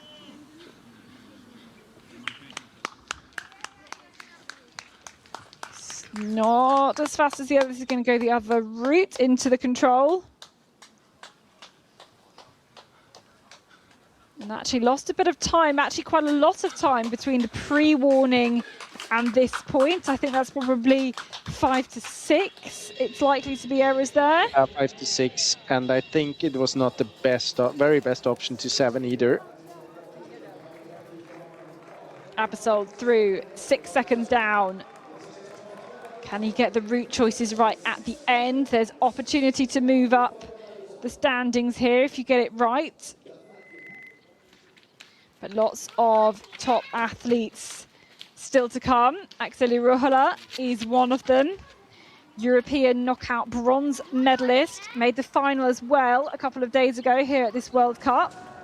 Henry McNulty, what can he do? Coming through next. And he's lost a whole load of time here. Came through in 8th at the arena passage, now down in 21st. I'm assuming, was that on 15 to 16? Yeah, I think so. He had, if I remember, yeah, it was. He has a time loss there as well. Quite many actually going to the south.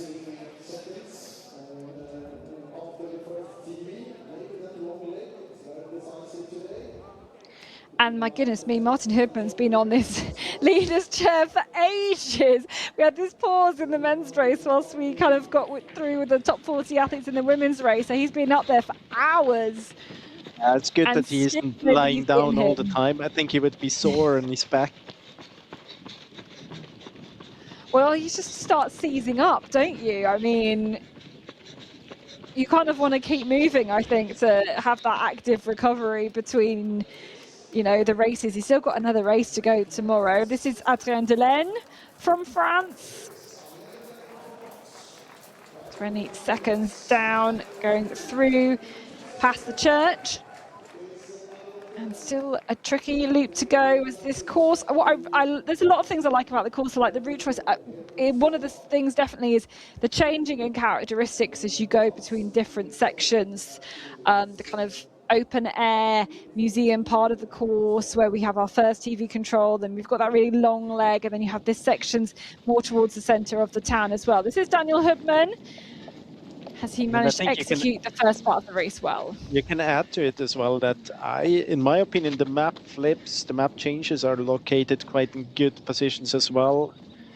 Maybe the first one would not be that it's not that important, but I think the flip just before the long route, even though it doesn't matter so much what you take, what you decide today on this one, I think it's a good one. It stresses you a bit as a runner not to have seen the route before.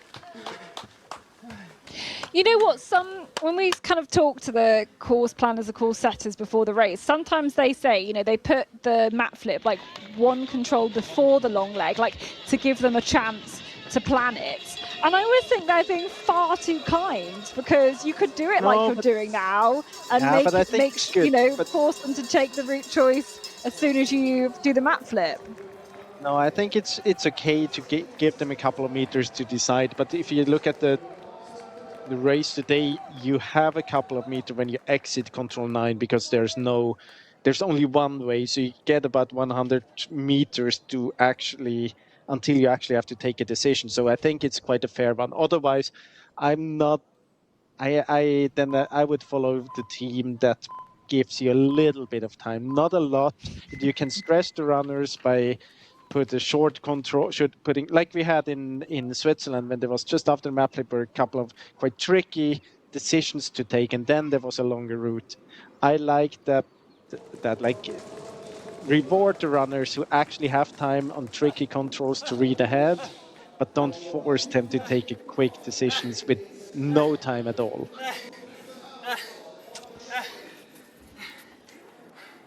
So that's Jonas Hubacek then into 33rd, waiting at the finish for Isaac von Krusenfeuer. He should be the next one through. This looks like Alvaro Casado here. He is indeed on his way through to the arena passage. Spanish athlete, a knockout finalist.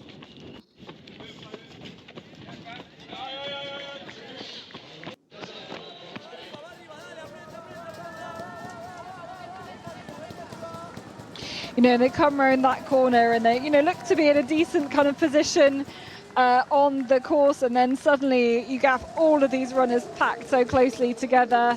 Here's Isaac von Krusenfeuer, a 10th for him in the end after, as you said, it was that actually he lost all his time on the route choice from 9 to 10. There aren't many people losing lots of time there, but he is one of them.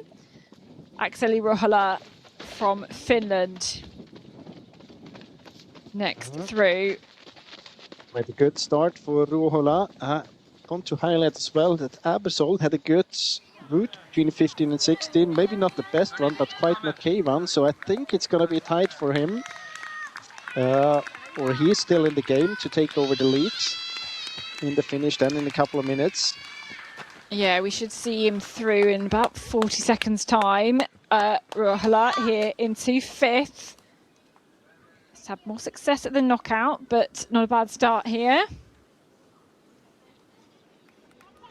This is Fabian Abersol then. Where can he go? We've got Switzerland 1 and 2 at the moment, as you can see there. Where will Abersol put himself? It's going to be very tight. Look at there, just a few seconds behind his teammate all the way through the course here, fighting hard on the line. Is it going to be a new leading time for Fabian Abersol? I think it will be just 2 seconds. He skids to a halt on the barrier. I've been tough on him in earlier races, but today I think that was a good one actually, because he's not he doesn't have the best option at every control, but he didn't mess it up at any place. Good decisions or okay decision throughout the whole course. This will be a tough one to beat. Yeah, so 14:55 is the new fastest time. So we're live with Akseli Ruohola here. The GPS, the dark green, you can see at that point Abersold ahead. McNulty was ahead at that point. Then, of course, different decisions. And actually this leg proving a little bit more decisive on the men's. As Ruohola looks like he's going quite a good route. Very direct there.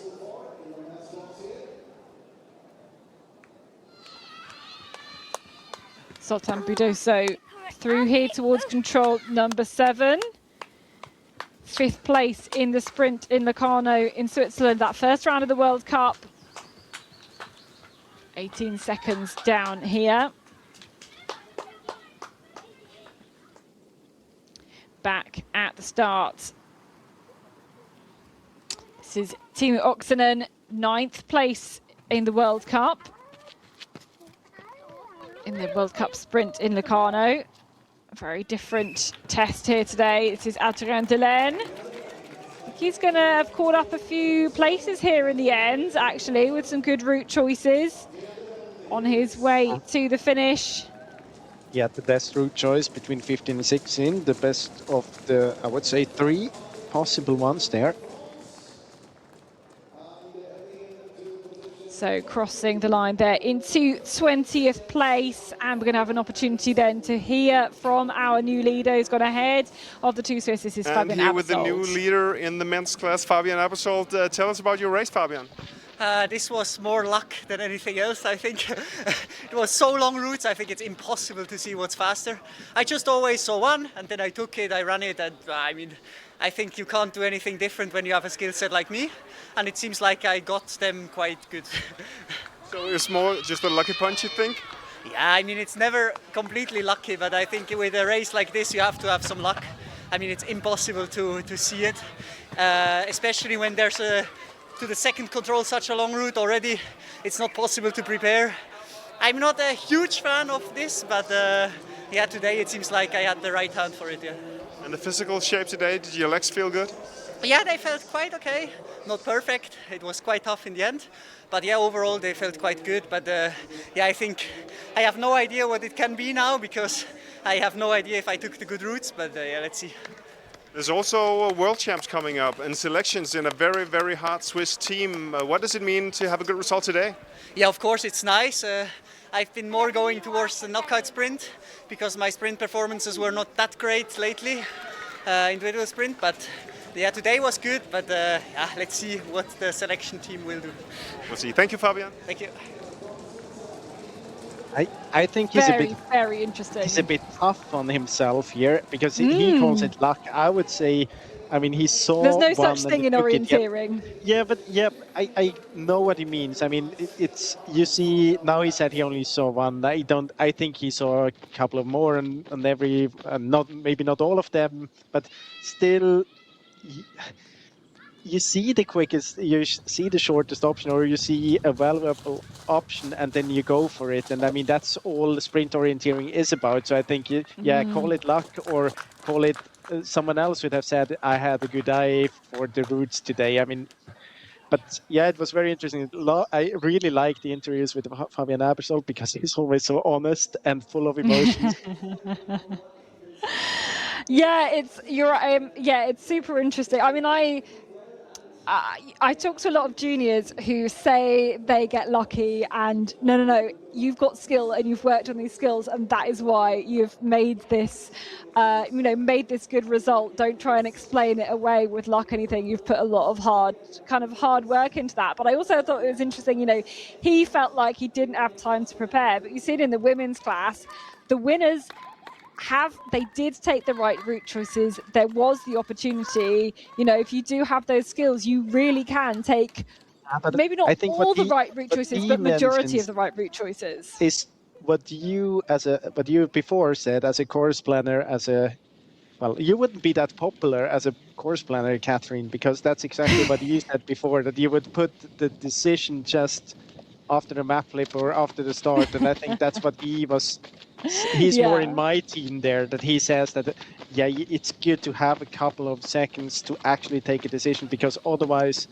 it's more of a lucky decision than if you compare to when you actually have time to compare the different options.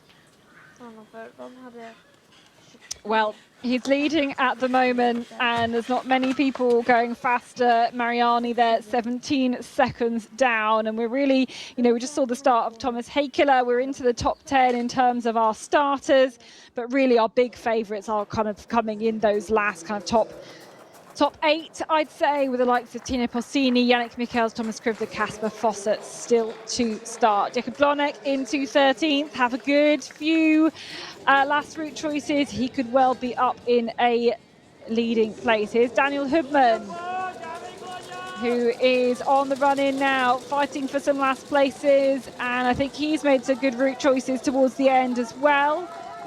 But into 17th place there, 20 seconds down on the lead, and that makes it 5 Swiss in the top 20 at the moment. And for Hoopman, I mean, with Erling said it before, it's kind of selections waiting for the sprint, and it's going to be a tough one for him to qualify for the team, because Abersol in the lead and Martin Hoopman second, Florian Attinger in third, Benjamin Way 14, and then Hoopman on 17. It's going to be a tough one. It really is. This is Jonathan Gustafsson, really a knockout specialist, world and European medalist. Didn't qualify from the knockout, so let's see what he's got in the time trial discipline. He won the Swedish champs just a couple of weekends ago. Will he be able to bring that form to this World Cup on home soil? Teemu Oksanen next through to the arena passage.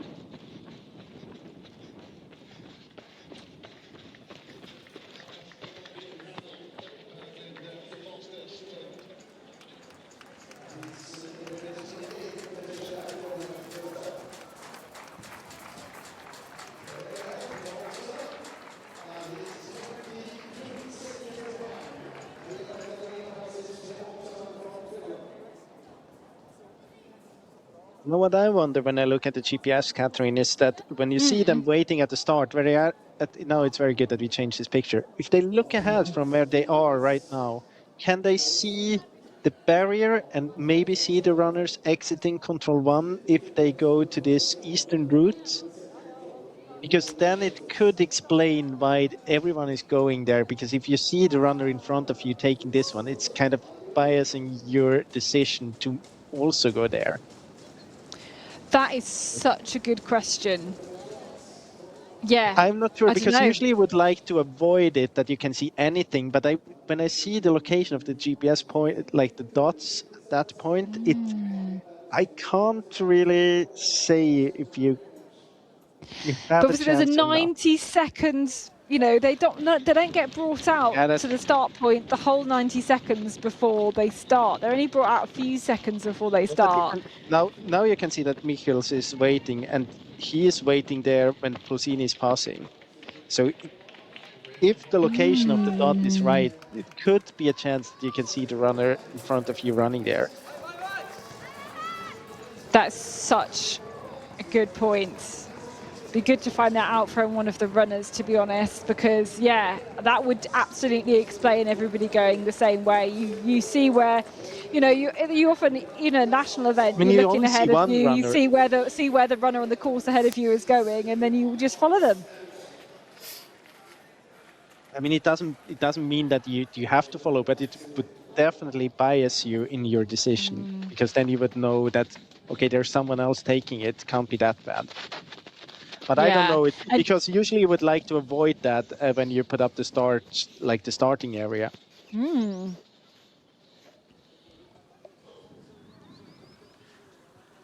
It's a very good hypothesis. We will wait and find out. This is Hakeler. And on his way to the 7th control, pretty much, still not seen anybody basically taking the right route. And he is into 5th, 7 seconds down. He's taking a good route to Control 2.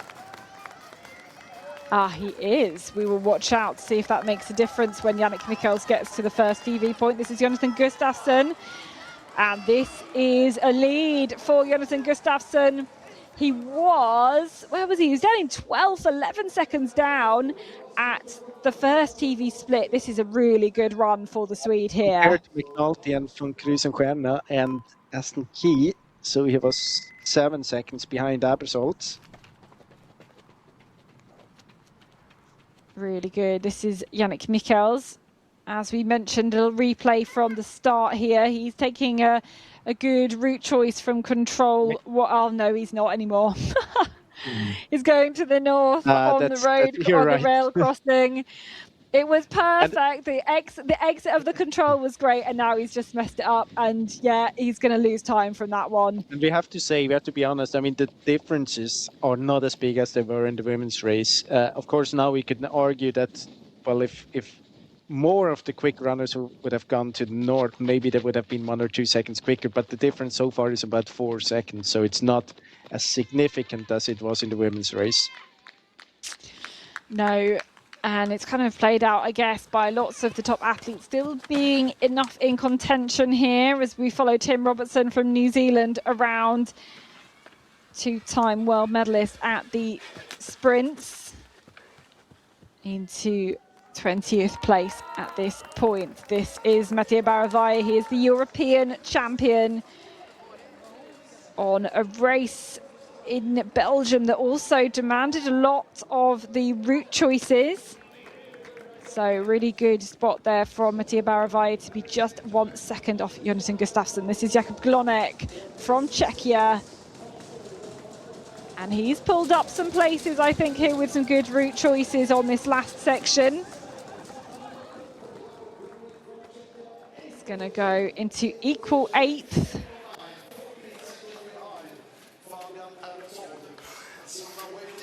So Fabian Abersold still our leader, 14.55. Jakub Glonek goes 14 seconds slower. But he wasn't satisfied. Of course, absolutely not.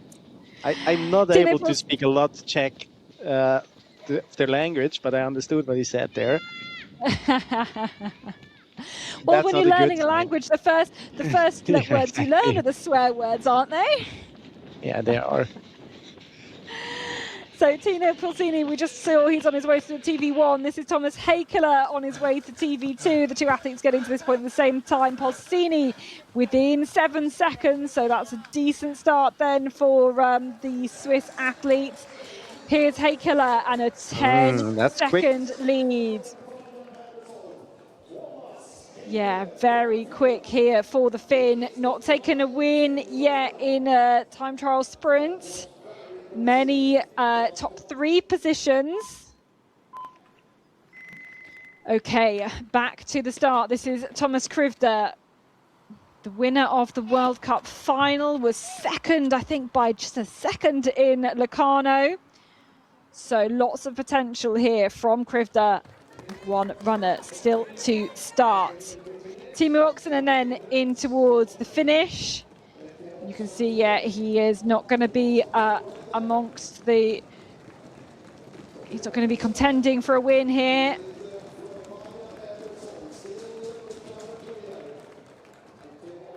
Crossing the line, 30th place for him. Here's Yannick Michels from Belgium.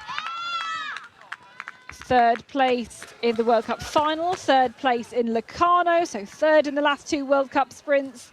What will he be able to do today? He didn't lose a lot of time on this, what we thought wasn't good route at all to the second control.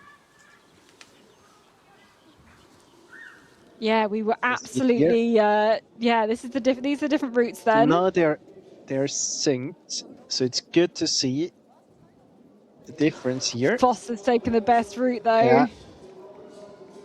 Haven't had him at the TV control yet. And you can see it was not the best one for Michels, but it wasn't too bad either.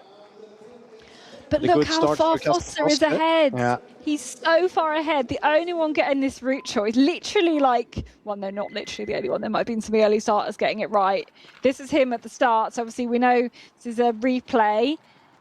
taking his route to the first control. And of these later starters, these top 40 starters, there's hardly anyone who's got that correct route choice. He has absolutely done that. Here's Francesco Mariani into the finish. 30 I can tell you seconds that, down. We're waiting for Gustafsson. yeah, he didn't have the perfect route between 15 and 16, but still, it's quite okay. And it will be a tough fight between him and Fabian Abersold for the leads in the finish. So Krivda went to the south, and here he is at control number 7. A few seconds off, very close to Polsini. We'll see through at TV2 very soon. Here he is. And Polsini to Haikula, the gap, 3 seconds. Very good from the Swiss. Also, not the best route to control 6, but let's focus on Gustafsson now. Yeah, because can Jonathan Gustafsson set a new lead here? Oh, it's going to be so tight with Abersold. I don't don't know whether he's going to do it. So. I don't think so at all. Oh my goodness me. He was ahead at the pre-warning. He's gone into 3rd. Goodness me, so close on this sprint. He was pre-warmed in the lead. But goodness me, right, let's see what gap Kasper Fosse has got because of that great route choice to control number 2. You said he didn't take quite the best route choice after that, maybe to 6. Yeah, to so let's see what he's been able to do. And I can tell you as well, Matthias Barros-Valle, he did a great job between 15 and 16. He will be very dangerous for the lead at the finish in just a couple of seconds. But let's focus on Fosse first. Yeah, Kasper Harlem Fosse, will he have the lead here? He will, I think, but only just 3 seconds.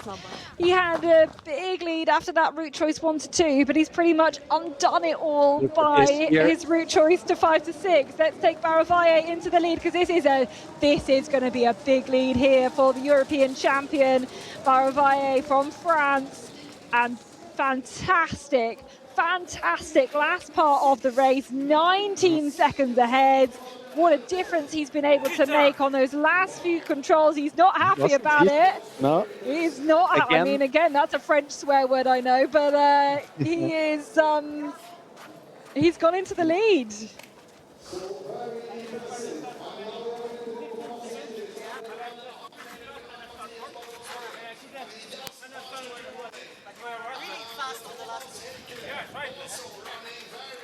Oh, did you say something? He lost 15 seconds somewhere, I think, something like that. Yeah, but I can't. I think it felt like 15 seconds for him, but I can't see where he. It never feels like that, does it? I can promise you, he didn't lose 15 seconds at any point throughout the course. Well, a great run there. I mean, I'm just trying to see where he was at the first split. Yeah. He was well down. Can't even see where he was at the first split. He was down in 33rd, 19 seconds down. He's leading by 20 seconds, but maybe not for very long because Thomas Haikula is coming through towards the finish line now, and suddenly we have 2 new fastest times. Barros-Valle goes fastest, but only for less than 90 seconds because Haikula is here crossing the line into the lead. 7 seconds lead. And will it be good enough for a win today for Thomas Haikula? We have to wait and see. There are still 5 more athletes out into the terrain. Thomas Krivda is one. He's only 6 seconds down. He could still challenge for the lead. So too, Tino Polsini is on his way through to the finish very shortly too. And Polsini is at the decisive point now at control 15. 15-16 is really, really important to get right. So here we have the replay of this last loop for top athletes. You can see 14, all of the runners going more or less the same. It's okay to go either way there. But then 15-16, very important that you go to the north. If you go like Haikula, it's by far the quickest. Abersold was okay. It was some kind of the middle option. But if you go to the south there, you lose a lot of time. Okay, Casper Foster then to split control number 2. This is the arena passage. How is he doing here? This looks good for the last starter for the Norwegian former world champion. Getting cheered on as he punches this control, 7 seconds in the lead, faster than Heikkilä then, who is our current leader at the finish. But again, he's got to get all the route choices right here. If he makes the wrong route choice, especially 15 to 16, he could be out of it. Let's have a look at the lead there he's got. Have these synchronized GPS trackers live with Casper Foster. And Polsini is going on the wrong option between 15 and 16, so I don't think he will be a threat for Thomas Heikkilä in the finish.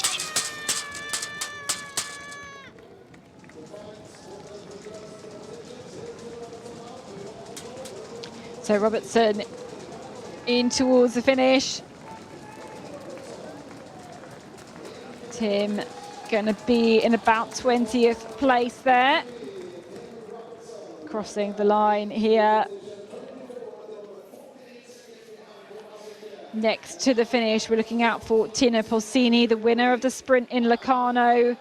Well, the knockout in Öster has become one of those that we consistently want to look out for in the top.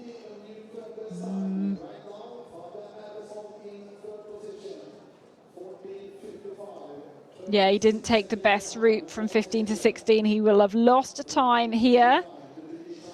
So Thomas Heikkilä from Finland waiting there. This is Tino Polsini. And he's become so good at the sprint. We always want to count him in towards our favourites, really technically strong. But he hasn't made the best route choice 15 to 16, so we'll catch his time on the way through towards the finish. We'll wait, this is the arena passage though, I think. Here he comes in towards the finish. It looks to be very clear into 3rd place for the Swiss. He's going to be the best Swiss today. Crossing the line, 3rd place, 14:53. Goes just 2 seconds ahead of Abersold. And we've only got 3 more runners still to come. Yannick Michels, Thomas Krivda and Casper Harlem Foster. Yeah, and I can tell you that Yannick Michels is on the southern route as well to 16, so we can definitely count him out of the decision as well. Krivda is going on a good route though. He will be dangerous, probably. It's only 13 seconds behind Foster, so if Foster takes the wrong one between 15 and 16, there's still a chance for Krivda to get up there. Yeah, we'll keep an eye on Foster's route choice. As you can see, we're live with him now, and he's heading towards control number 15. He's got to go almost very close to where you see the numbers 18 and 17 there. That's the route that's the fastest. If he goes back south out of control 15, he's going to lose time. So those are the standings at the arena passage. Casper Foster at that point with a 7-second lead ahead of Thomas Heikkilä, who is our current leader at the finish. Mattia Baravaye into 2nd, Tino Polsini into 3rd. Yannick Michels is on his way into the finish. Yeah, I hope we'll switch back to the GPS, because now we have the decisive moment for Foster. We're keeping with Michels. Yeah, Yannick Michels into the finish, but he's lost too much time here. 3rd place in the last 2 World Cup races, but not getting enough of the route choices correct here. And I can tell you, Casper Foster looks like he's got the best route choice here. Or at least the best start to the route choice. It looks pretty good for him to continue through and take a good result. Yannick Michels, though, across the line. You're telling us he has the best route. I'm telling you that he's going to win this race. Because he was so far ahead, and now is the best option. If he doesn't make a stupid mistake here in the very end, he should be very safe. Maybe the margin will be up there in around somewhere 20 seconds as well. Let's see. Yeah. Yep. Could it be the golden couple of orienteering taking the win again today with a similar winning margin. Krivda on his way to the finish. He's the second to last starter. Not enough for the win today. Is he going to come in amongst the top three here with just Kasper Fosse still to finish? And he's clear into third place. Another consistent performance from Thomas Krivda. Looks like he will probably end there in fourth. And I think you see from his split times on the bottom right-hand side of your screen, that time lost for him at the start of the competition. Here's Fosse, though. He's coming out of control 16 towards control 17. And he was 10 seconds ahead at control 16, so 10 seconds to work with, only 2 controls to go, and let's be honest, there's only 1 control of orienteering. Yeah, this next control, he goes around the barriers here. Our running camera can just hop over the barriers and catch up with the Norwegian here. 1, 2 more controls still to go. That's the first one, and here he comes then, Kasper Fosse. We see the time here. It looks good for the Norwegian. It's taken the enough good route choices, especially 1 to 2, especially 15 to 16. We knew these would be super decisive. And he's crossing the lines here. It's going to be another win on the World Cup circuit for Kasper Fosse. The gap, 12 seconds in the end, on a very tough sprint where it's so hard to know where the winner is going to come from. You have to get the best route choices. Kasper Fosse taking the win. Here's his partner Simona to congratulate him at the finish. A double win for Kasper and Simona. And You said it, removing his bag, victory Thomas Heikkila. for Kasper Fosse. It's another second place for Thomas Heikkila. But coming back to Kasper Fosse, I mean, you mentioned it, he had the best possible route to control 2, he had the best possible route to control 16. He didn't mess up on any other of the routes. That was just classy orienteering, sprint orienteering, very well executed. Did you just hear what Simona said? Huh? She said, oh yeah, my winning margin was 20 seconds, so I had 10 seconds more than you. Yeah. I quite like that. Very, very impressive. But I would like to highlight Thomas Heikkila as well. I mean, the day will come when he will win a race as well. He has been so many times second just behind Kasper Fosse. And kind of is it a surprise really? But it was kind of out of nowhere after the start. Matthias Barros-Valle in third. He said he lost 15 seconds at one point. I can't see it on the GPS, but he lost a lot of time in the very beginning. So maybe that he lost about 10 seconds at one point. That's totally possible. And it is, we have the big favorites on top there with Krivda, Polsini, Heikkila, Fosse, and the European champion, Matthias Barros-Valle. And then Fabian Abersol did a good race as well. But still, in the end, he's almost 40 seconds behind. Big gaps here today. Yeah, big gaps, amongst the top few, exactly, with Kasper's 12-second lead. And as you mentioned, we've got 4 Swiss in the top 10, so very tricky for their, obviously, team selection across both the sprint and the knockout for the World Championships in Italy coming up very soon. Jonathan Gustafsson was the best of the Swedes in 8th place. I think the Swedish team would have hoped to do better on a home soil. But we were talking earlier about the success of the Danish women in terms of sprint orienteering. Great to see Andreas Bock Bjørnsen in the top 10 for Denmark on this race. So lots of route choices. Let's take a look at the GPS properly then for these top 5 athletes. Also the only one going to the north just after control 1. You can see that it made a difference. It was not as big as it was in the women's race. I think it's a bit quicker here to go to the north, to the second control around the building. He has already an advantage here and he never gave it away. I don't think it was the quickest option he had here between 5 and 6. Best would be just, is there anyone? Krivda and Heikkila going there. think they get a bit closer to Polsini and Fosser towards control 6 then. Then here, where we had TV1 in this open air museum, and the long route between 9 and 10. There were so many different options you could execute. I actually think that Fosser is on the shortest one, where you distance-wise. So that's another great pick here from Kasper Fosser. Krifta, the only one going to the west. And here, that's a point where he does it better compared to Isaac van Krusenquerne, if you remember this one, in the beginning of the broadcast of the men's race and the arena passage. And I mean, so far, we didn't see any... I think Fosser had all of the best route choices possible so far. And I don't think he has any time loss at any point, actually. Well, I think he doesn't take the best route 5 to 6, but otherwise, yes. Oh, yeah, that's you're right. He lost a couple of seconds there. But you Here don't you need to could get have every learned- route choice. You just need to get the most No, of course. decisive ones right, and not take a really, really bad one as well. And even here, I think, I mean, the most decisive route choice in the men's race would be 15 to 16.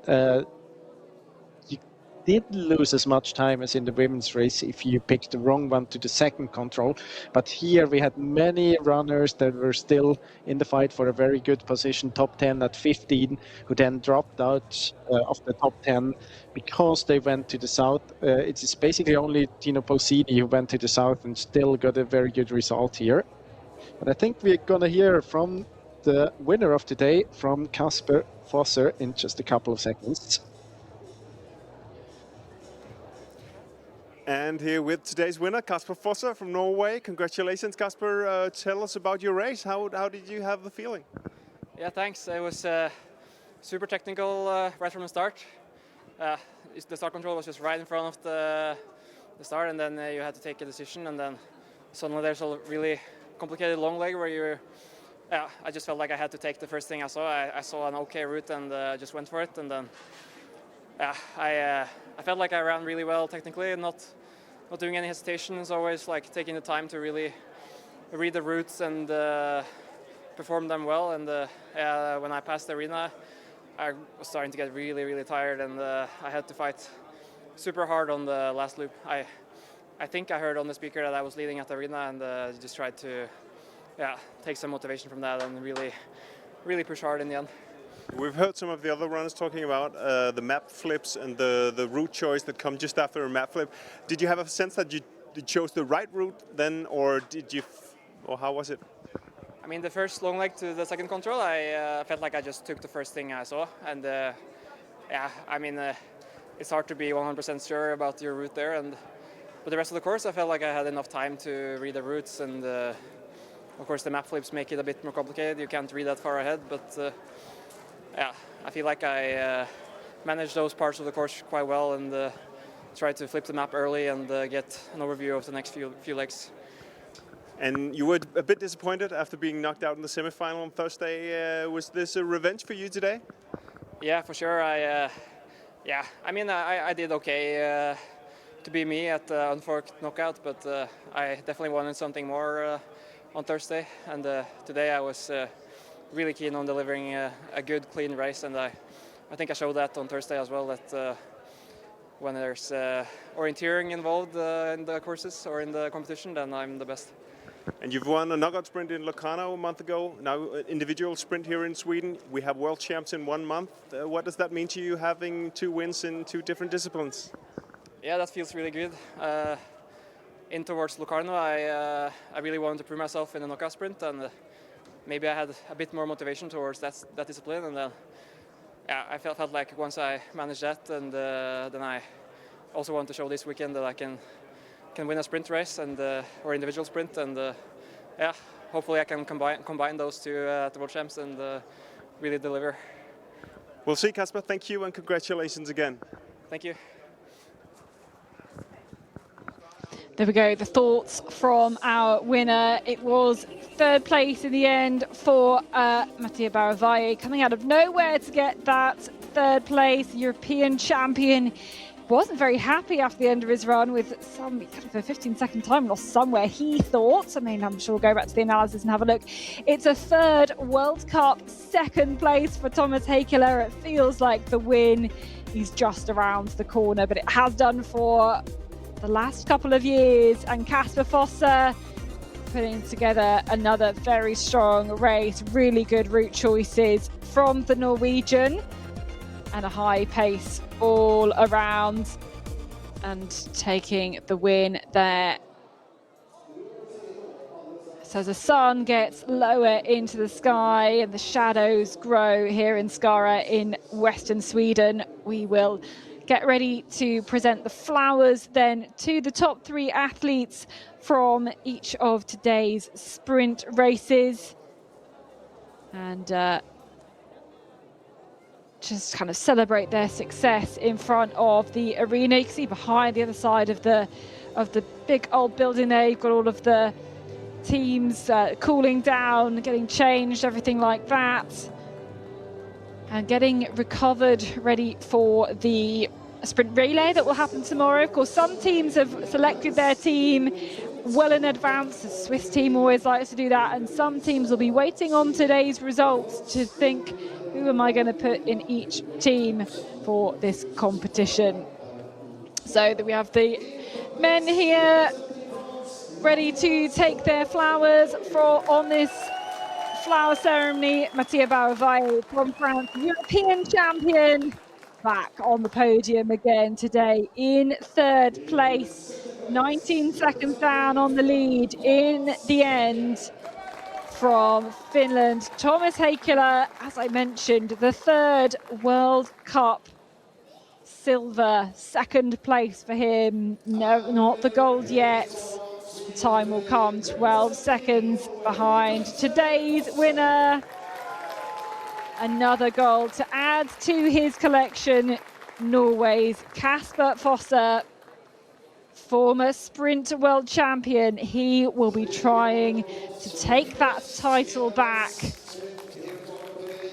from Martin Regborn in the World Championships in just over a month's time in Italy. He's going to go away and do his final preparations, but of course will be filled with lots of confidence going into those World Championships. And there we have them. The top 3 today: Norway, Finland and France. France once again on the podium. Great to see them becoming a nation to challenge the Scandinavians, challenging the Swiss when it comes to sprint orienteering.